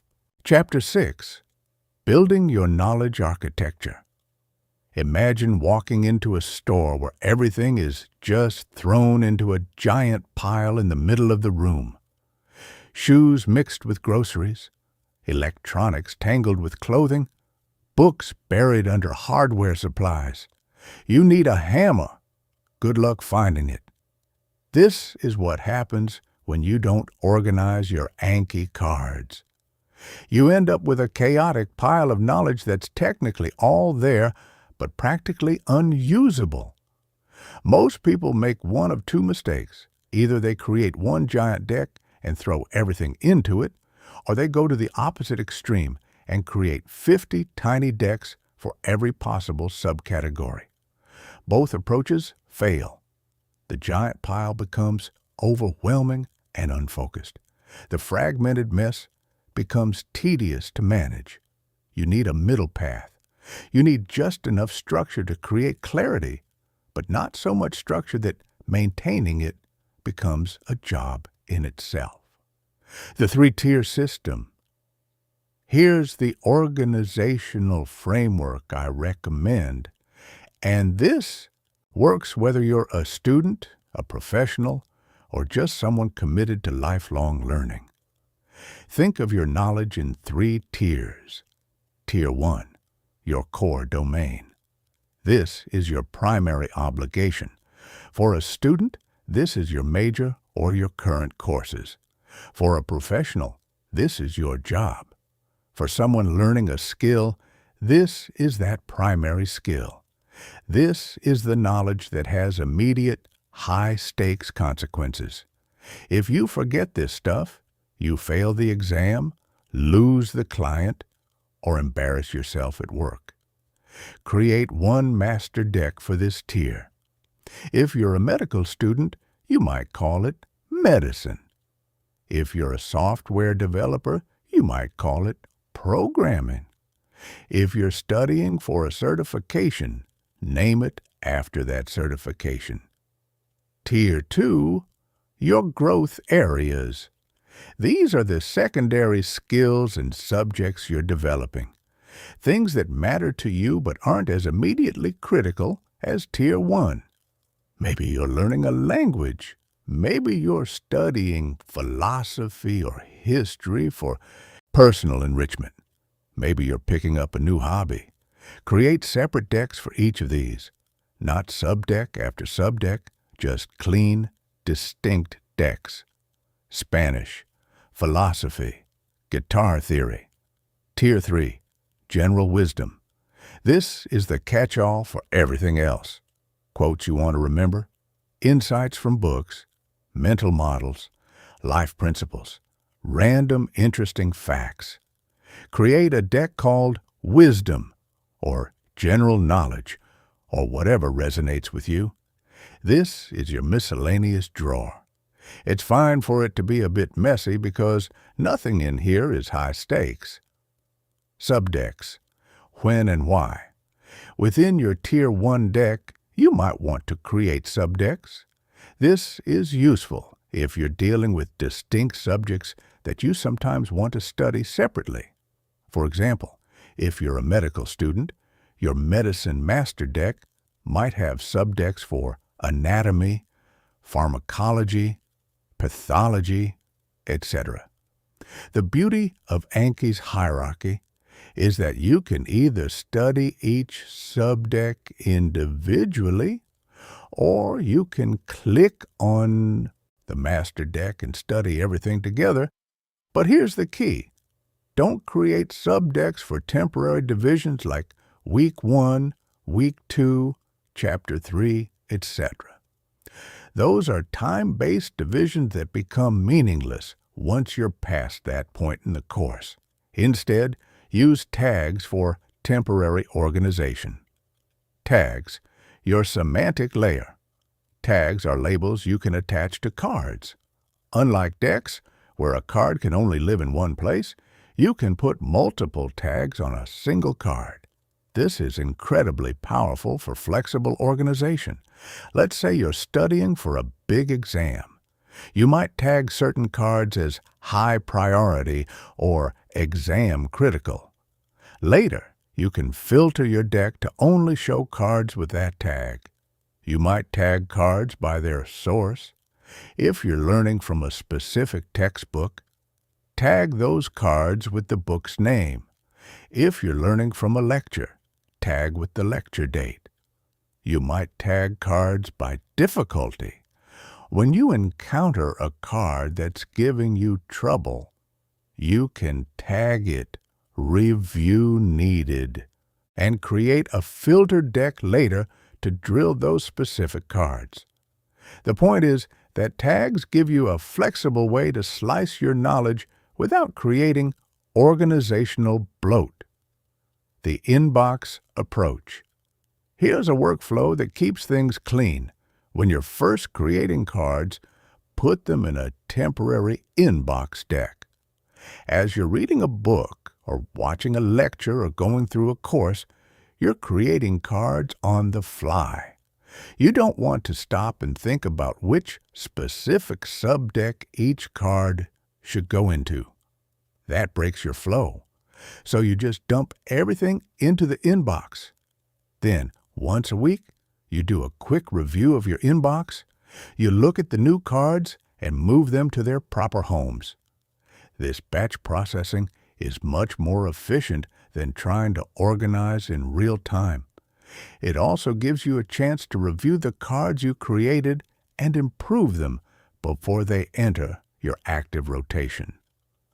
The danger of pre-made decks. Let me address something that tempts a lot of people. Downloading someone else's deck. It's incredibly appealing, right? Instead of making 5,000 cards yourself, you just download a deck that someone else already made. Boom. Instant knowledge. Except it doesn't work that way. When you download someone else's deck, you're inheriting their thought process, their phrasing, their priorities, their mistakes. You're getting cards that weren't designed for your brain. More importantly, you're skipping the most valuable part of the process, the act of creating the cards. When you read something and then convert it into a question, you're engaging with the material deeply. You're analyzing it, prioritizing it, structuring it. That cognitive processing is learning. It's encoding the information into your memory even before you review the card for the first time. When you download a pre-made deck, you skip all of that. You're just importing thousands of questions written by a stranger. Now, I'm not saying you should never use pre-made decks. They can be useful as raw material. But if you do use one, here's what you should do. Download the deck. Immediately suspend every single card. This means they won't show up in your reviews. Then, as you're actively learning the topic through your own study, unsuspend the relevant cards one by one. Review them, edit them to match your understanding and your phrasing. Delete the ones that are poorly written or irrelevant. This way, you're curating the deck. You're taking ownership. You're making it yours. But honestly, for most people, it's better to just make your own cards from scratch. Yes, it's more work up front, but the learning that happens during card creation is worth it. The gatekeeper protocol. Before we move on, I need to address something critical. Not every piece of information deserves to become a card. Every card you create is a commitment. You're promising yourself that you'll review this information potentially for the rest of your life. That's a significant promise. Don't make it lightly. Before you create a card, ask yourself 3 questions. Question 1. Is this actually important? Just because something is interesting doesn't mean it's important. Just because it's in the textbook doesn't mean you need to memorize it. Be ruthless. If you can't articulate why this specific piece of information matters for your goals, don't make a card. Question 2. Will I actually use this? Some information is important in theory, but useless in practice. If you're never going to need to recall this from memory, if you can just look it up when needed, maybe it doesn't need to be in your system. Your Anki deck should be for information that needs to be at your fingertips. Information you need to access quickly and reliably without external aids. Question 3. Can I make a good card for this? Some information just doesn't fit well into the flashcard format. Complex processes, nuanced arguments, creative skills. These things might be better learned through other methods. If you can't figure out how to turn something into a clear atomic question, that might be a sign it doesn't belong in Anki. The weekly audit. Once a week, take 10 minutes to audit your system. Look at your statistics. Is your retention rate where it should be? Are there any leeches that need attention? Look at your deck sizes. Are any of them growing out of control? Are you adding too many new cards? Look at your tags. Are there cards tagged "Review Needed" that you've been ignoring? This weekly maintenance keeps your system healthy. It prevents problems from accumulating. It's also a good time to delete cards. Go through your recent additions and ask yourself, do I actually care about this? If the answer is no, delete it. Free up that mental bandwidth for something that matters. Chapter 7. The Daily Discipline. All right, we've built the machine, we've refined the cards, we've tuned the algorithm, we've organized the knowledge. Now comes the only thing that actually matters: showing up every day. Because here's the brutal truth: the best system in the world is useless if you don't use it. You can have perfectly designed cards. You can have the ideal settings. You can have a beautiful organizational structure. But if you open the app 3 times and then abandon it, you've accomplished nothing. The difference between someone who transforms their memory and someone who doesn't isn't intelligence or talent or even time. It's consistency, the habit architecture. Let's talk about how to build a habit that actually sticks. Most people rely on motivation. They think, I'll do my Anki reviews when I feel motivated. This is a recipe for failure. Motivation is a fleeting emotion. It comes and goes. You can't build a lasting practice on something as unreliable as how you feel on any given day. Instead, you need to build architecture around the behavior. You need to make it so easy, so automatic, that motivation becomes irrelevant. Here's the framework. Element 1, the trigger. You need a specific, consistent trigger that initiates the behavior, not, I'll do it sometime in the morning. That's too vague. Instead, right after I pour my first cup of coffee, I sit down at the kitchen table and open Anki. The trigger is concrete, observable, consistent. It doesn't have to be coffee. It could be right after you brush your teeth, right after you sit down at your desk at work, right when you get on the train for your commute. The specificity is what matters. Your brain learns to associate that trigger with the behavior, and eventually the behavior becomes automatic. Element 2, the environment. Make it easy. Remove friction. If you do your reviews on your phone, put the Anki app on your home screen, front and center. Make it the first thing you see when you unlock your phone. If you do them on your computer, create a bookmark or a desktop shortcut. Don't make yourself hunt for the app. Remove competing distractions. If you know you're going to be tempted to check social media instead, delete those apps from your phone, at least for the first 60 days while you're establishing the habit. You're not trying to be a hero who can resist temptation through sheer willpower. You're engineering an environment where the right behavior is the path of least resistance. Element 3, the commitment. Decide right now. How long are you committing to this? Don't say forever. That's too abstract. Pick a concrete time frame.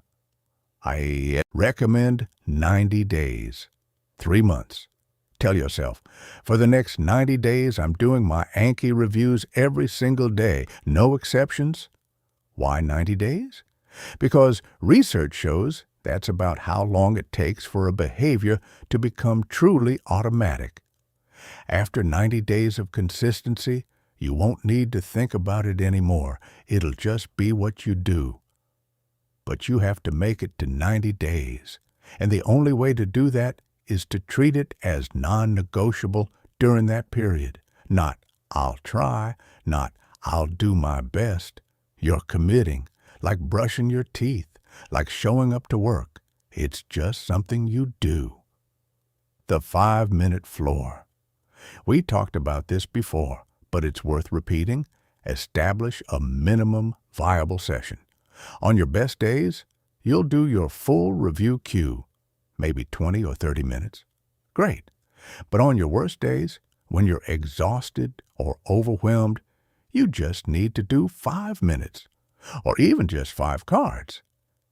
This floor is critical because it keeps the streak alive. It maintains the habit loop. It proves to yourself that you're the kind of person who shows up even when it's hard. And here's the thing. Once you start, you'll often keep going. The resistance is usually just in starting.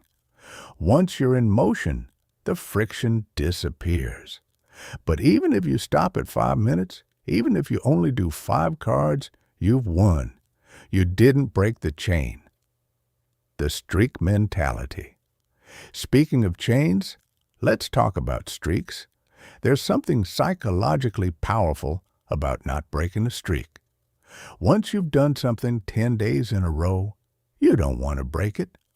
Once you've hit 30 days, the streak itself becomes a motivator. Anki doesn't have a built-in streak tracker, but you can create one yourself. Just mark on a calendar every day you complete your reviews, or use a habit tracking app. The visual representation of your consistency is powerful. It gives you a sense of progress. It makes the abstract, "I'm building a better memory," concrete. I've shown up 42 days in a row. But here's the important part. If you do break the streak, if you miss a day, don't spiral. Missing one day doesn't erase all your previous effort. It doesn't mean you failed. It just means you missed one day. The next day, you start a new streak. Day 1 again. Keep going. The people who succeed are not the people who never miss a day. They're the people who miss a day and then show up the next day anyway. Dealing with resistance. There will be days when you really don't want to do your reviews. The resistance will be strong. You'll feel it in your body, a kind of mental friction that makes even opening the app feel like a monumental task. This is normal. This happens to everyone. The question is, what do you do when it happens? Here's what doesn't work. Trying to pump yourself up. Watching a motivational video. Telling yourself you just need to get in the right mindset. That's all procrastination disguised as preparation. You're delaying the behavior while convincing yourself you're trying to make it easier. Here's what does work. Just start. Don't think about it. Don't negotiate with yourself. Don't make it a big deal. Open the app. Look at the first card. Answer it. That's it. 1 card. You're not committing to finishing the whole session. You're not telling yourself you have to do 30 minutes. You're just doing 1 card. And then, usually, you do the next card, and the next, and before you know it, you've finished. The resistance was just an illusion. It evaporated the moment you actually started. The integration strategy.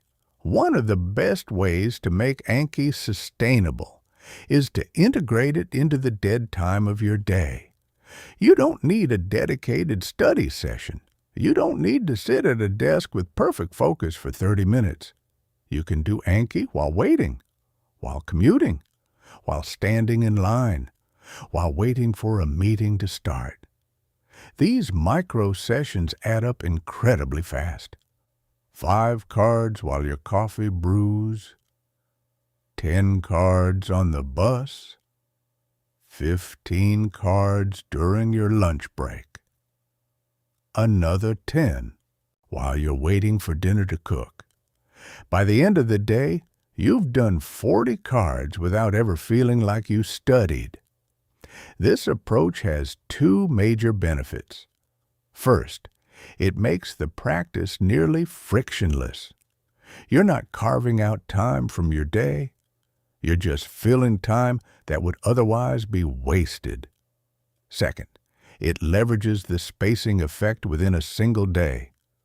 Doing 40 cards spread across 4 sessions is actually more effective than doing all 40 in one block.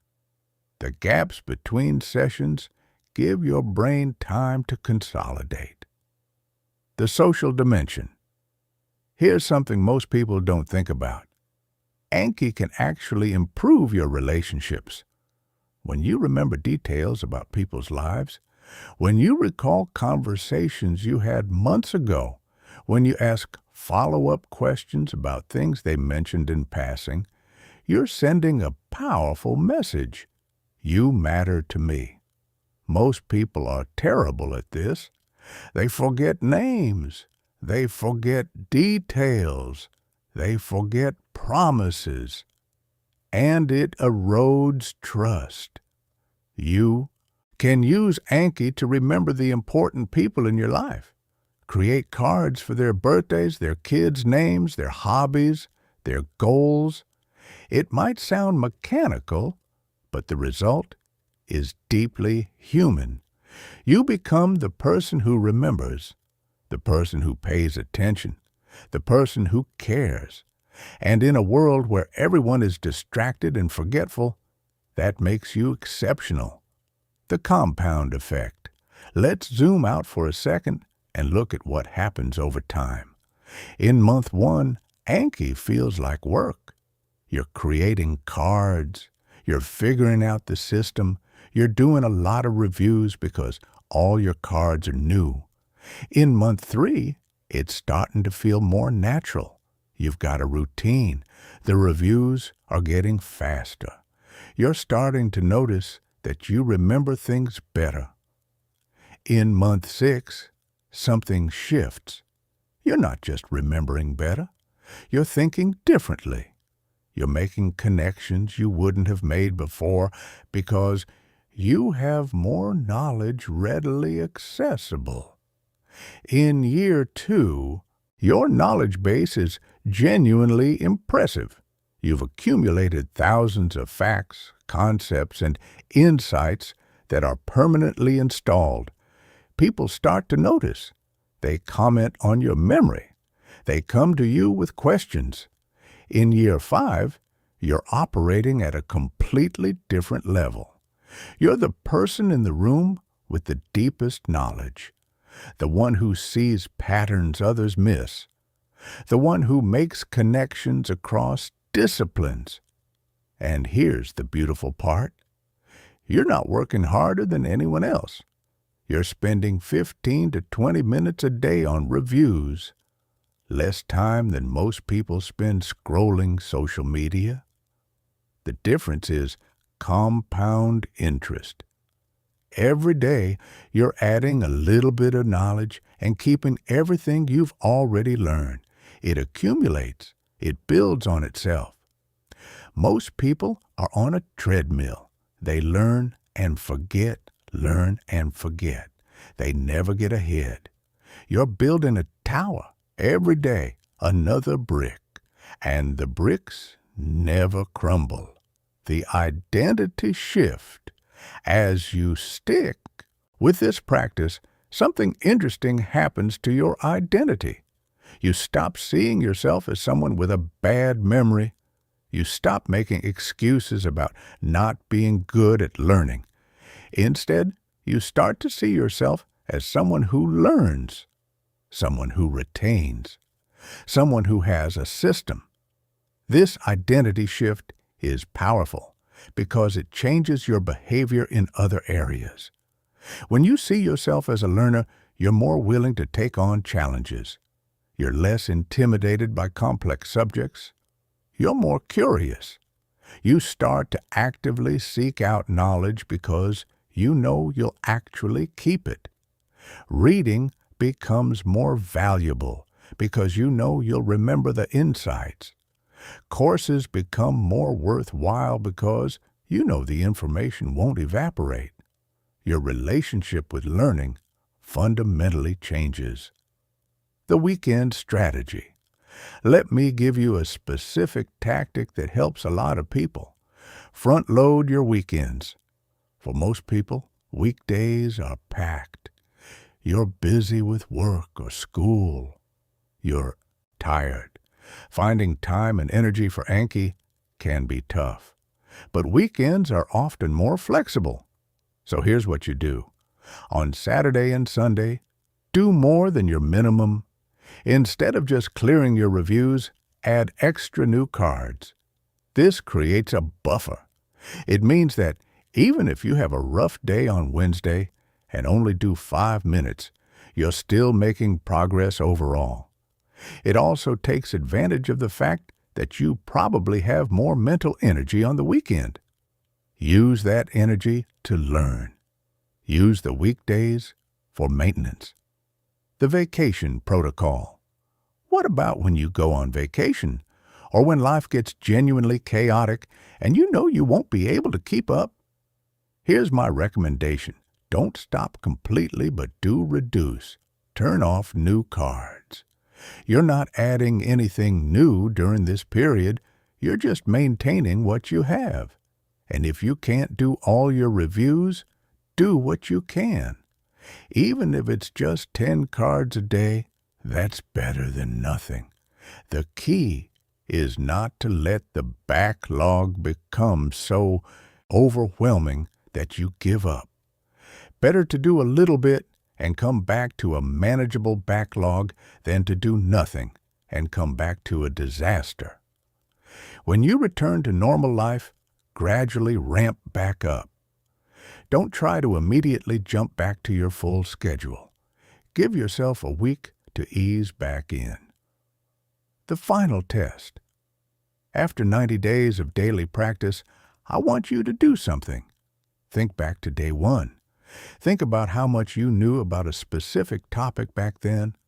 Now, without looking at any notes or resources, explain that topic out loud. Record yourself if you want. You'll be shocked at how much you know, how fluently you can discuss concepts that used to be fuzzy, how many details you can recall without even trying. That's the system working. That's compound interest paying out.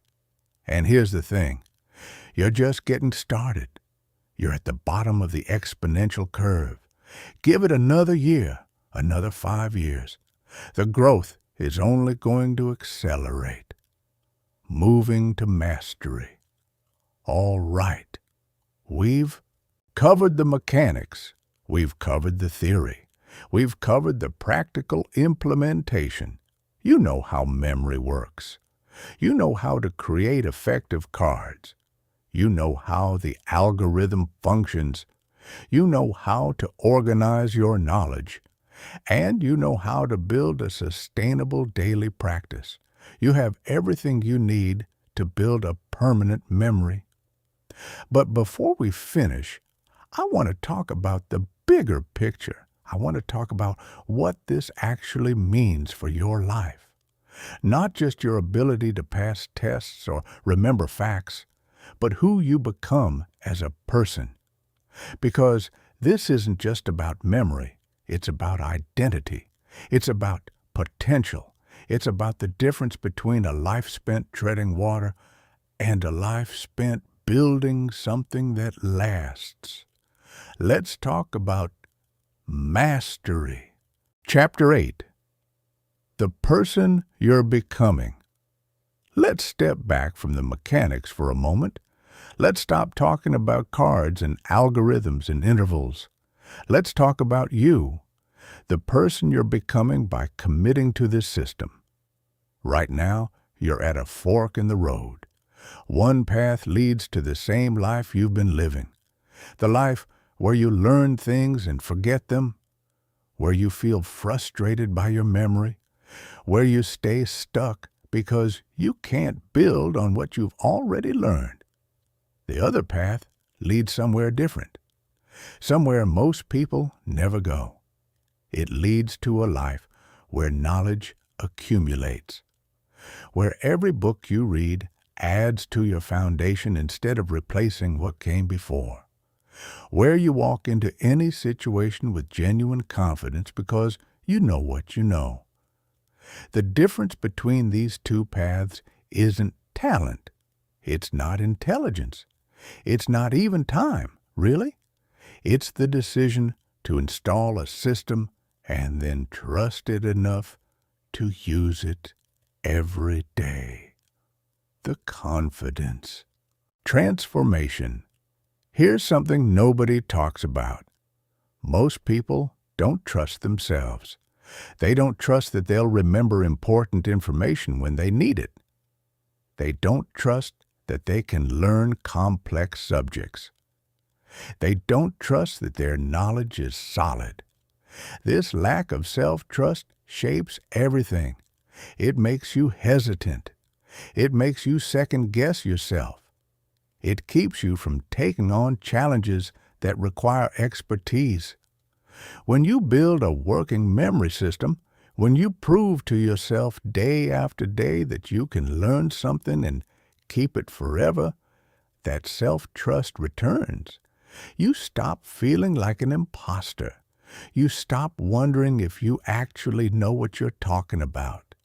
You know you do, because you've tested yourself on it repeatedly. This changes how you show up in conversations, in meetings, in interviews, in life. You speak with authority because you have authority, not borrowed authority from something you read yesterday. Real authority from knowledge you've built and maintained over time. The learning acceleration. Here's something fascinating that happens when you use spaced repetition long term. Learning new things becomes easier. Not because your brain changes, but because you have more foundation to build on. When you're learning something completely new, you have to build from the ground up. Every concept is foreign. Every term is unfamiliar. It's slow and difficult. But when you have a deep foundation in related areas, new information has something to connect to. It integrates faster. It makes sense more quickly. This creates a compounding effect. The more you know, the easier it becomes to learn more. Your learning accelerates. This is why experts in a field can absorb new research in their domain incredibly quickly, while beginners struggle. It's not that experts are smarter. It's that they have a rich web of existing knowledge that new information can attach to. By using Anki to build permanent foundations across multiple domains, you're creating that rich web for yourself. You're becoming someone who learns faster because you've given yourself more to build on.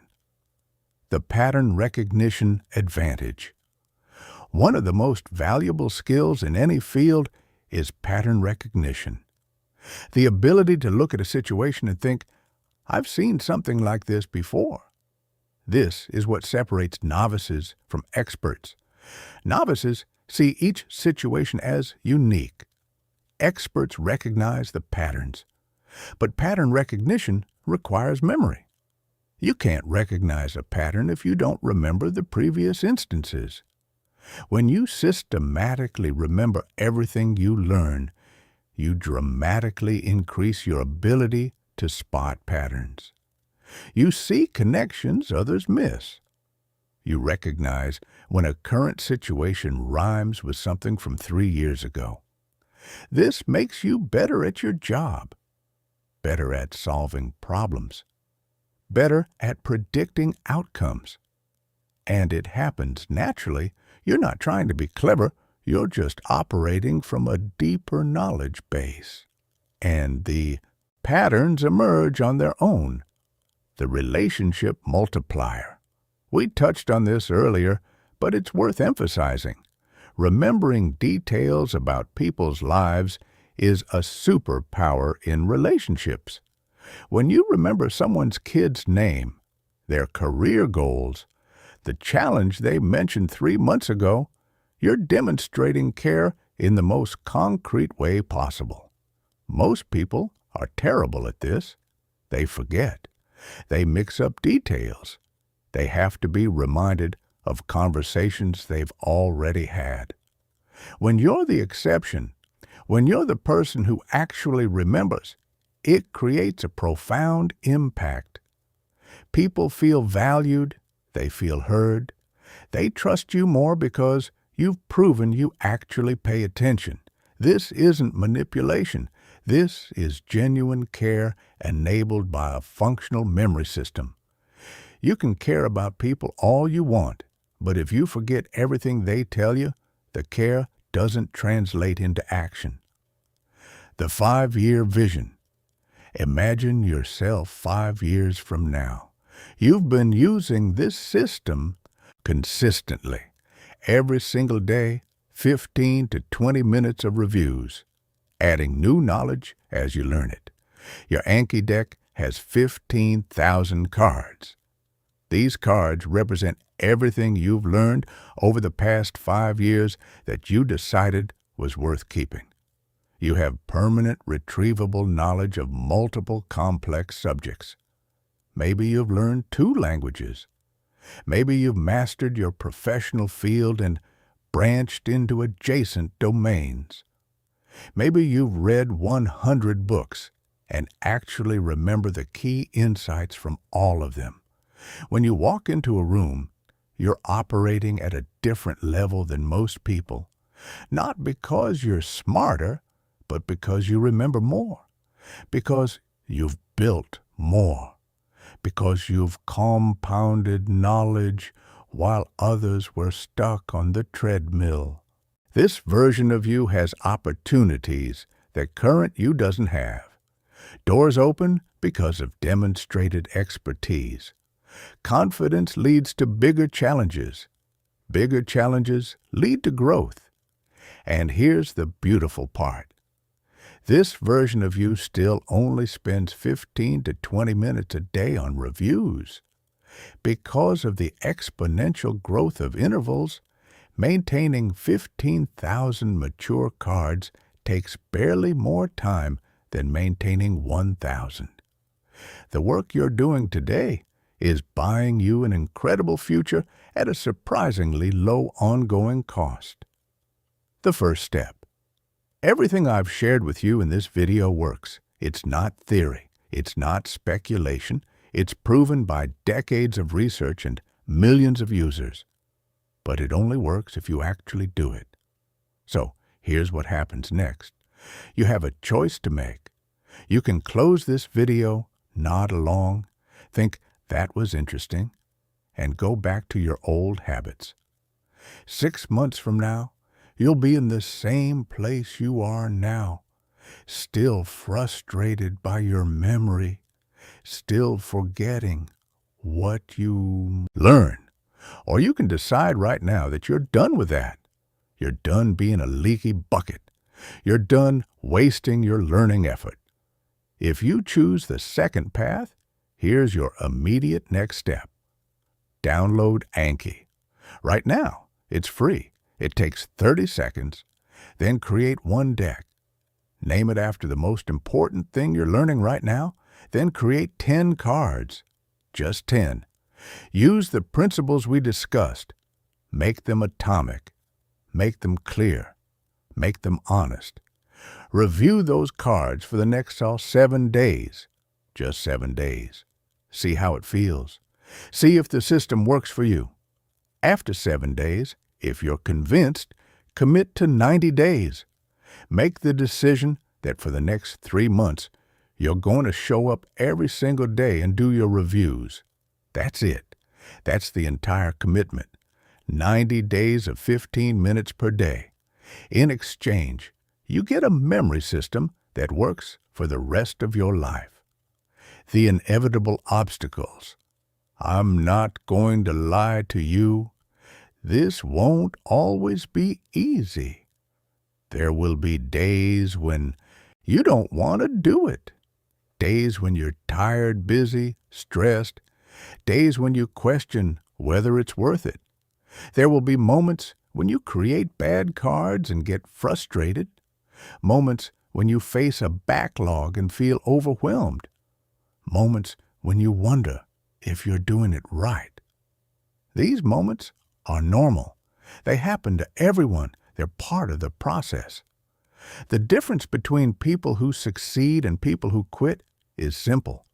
The people who succeed keep going anyway. They don't wait until it feels easy. They don't wait until they're motivated. They just keep showing up because they understand something crucial. Consistency beats intensity. Showing up every day for 15 minutes beats cramming for 5 hours once a month. The support system. You don't have to do this alone. There's a massive community of Anki users around the world. Forums, subreddits, Discord servers full of people who are using the system and solving the same challenges you'll face. When you get stuck, when you're not sure how to design a card or configure a setting, ask. People are incredibly helpful. When you hit milestones, when you reach 30 days or 100 days or 1,000 cards, share it. Celebrate the progress. The community will celebrate with you.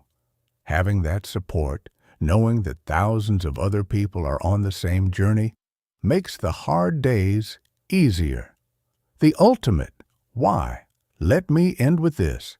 Your memory shapes your identity. Who you are is largely determined by what you remember, the knowledge you carry, the experiences you've integrated, the lessons you've learned. When you forget, you lose pieces of yourself. You lose the insights that could guide your decisions. You lose the wisdom that could help others. You lose the foundation that could support your growth. When you remember, you become more knowledgeable, more capable, more confident, more valuable to yourself and others. This system is about more than just passing tests or impressing people. It's about building a life where your efforts compound instead of evaporate, where you grow continuously instead of cycling through the same lessons. It's about becoming the person who keeps what others lose, who sees what others miss, who builds while others spin in place. That person is available to you. The gap between who you are now and who you could be isn't talent or time. It's system. You have the system now. You know exactly what to do. The only question left is, will you do it? Final words. Thank you for investing your time in this video. I know it was long, I know it was detailed, but I didn't want to give you surface-level tips. I wanted to give you a complete, functional blueprint for building a memory that lasts. Everything you need is here. The theory, the practice, the troubleshooting, the mindset. Now it's on you. The tools are in your hands. The path is clear. If you commit to this, if you actually implement what you've learned here, your life will be different a year from now. Not because of magic, but because of mathematics. The mathematics of spaced repetition. The compounding of daily effort. You'll look back at this moment as the turning point. The moment you stopped accepting forgetting as inevitable and started building something permanent. I believe you can do this, not because I know you personally, but because this system works for anyone willing to use it. Make your first card today. Start your first review tomorrow. Build your streak one day at a time. And a year from now, when someone asks you how you remember so much, you'll smile and tell them, I have a system. Welcome to the rest of your life. A life where you keep what you learn. Now go build it.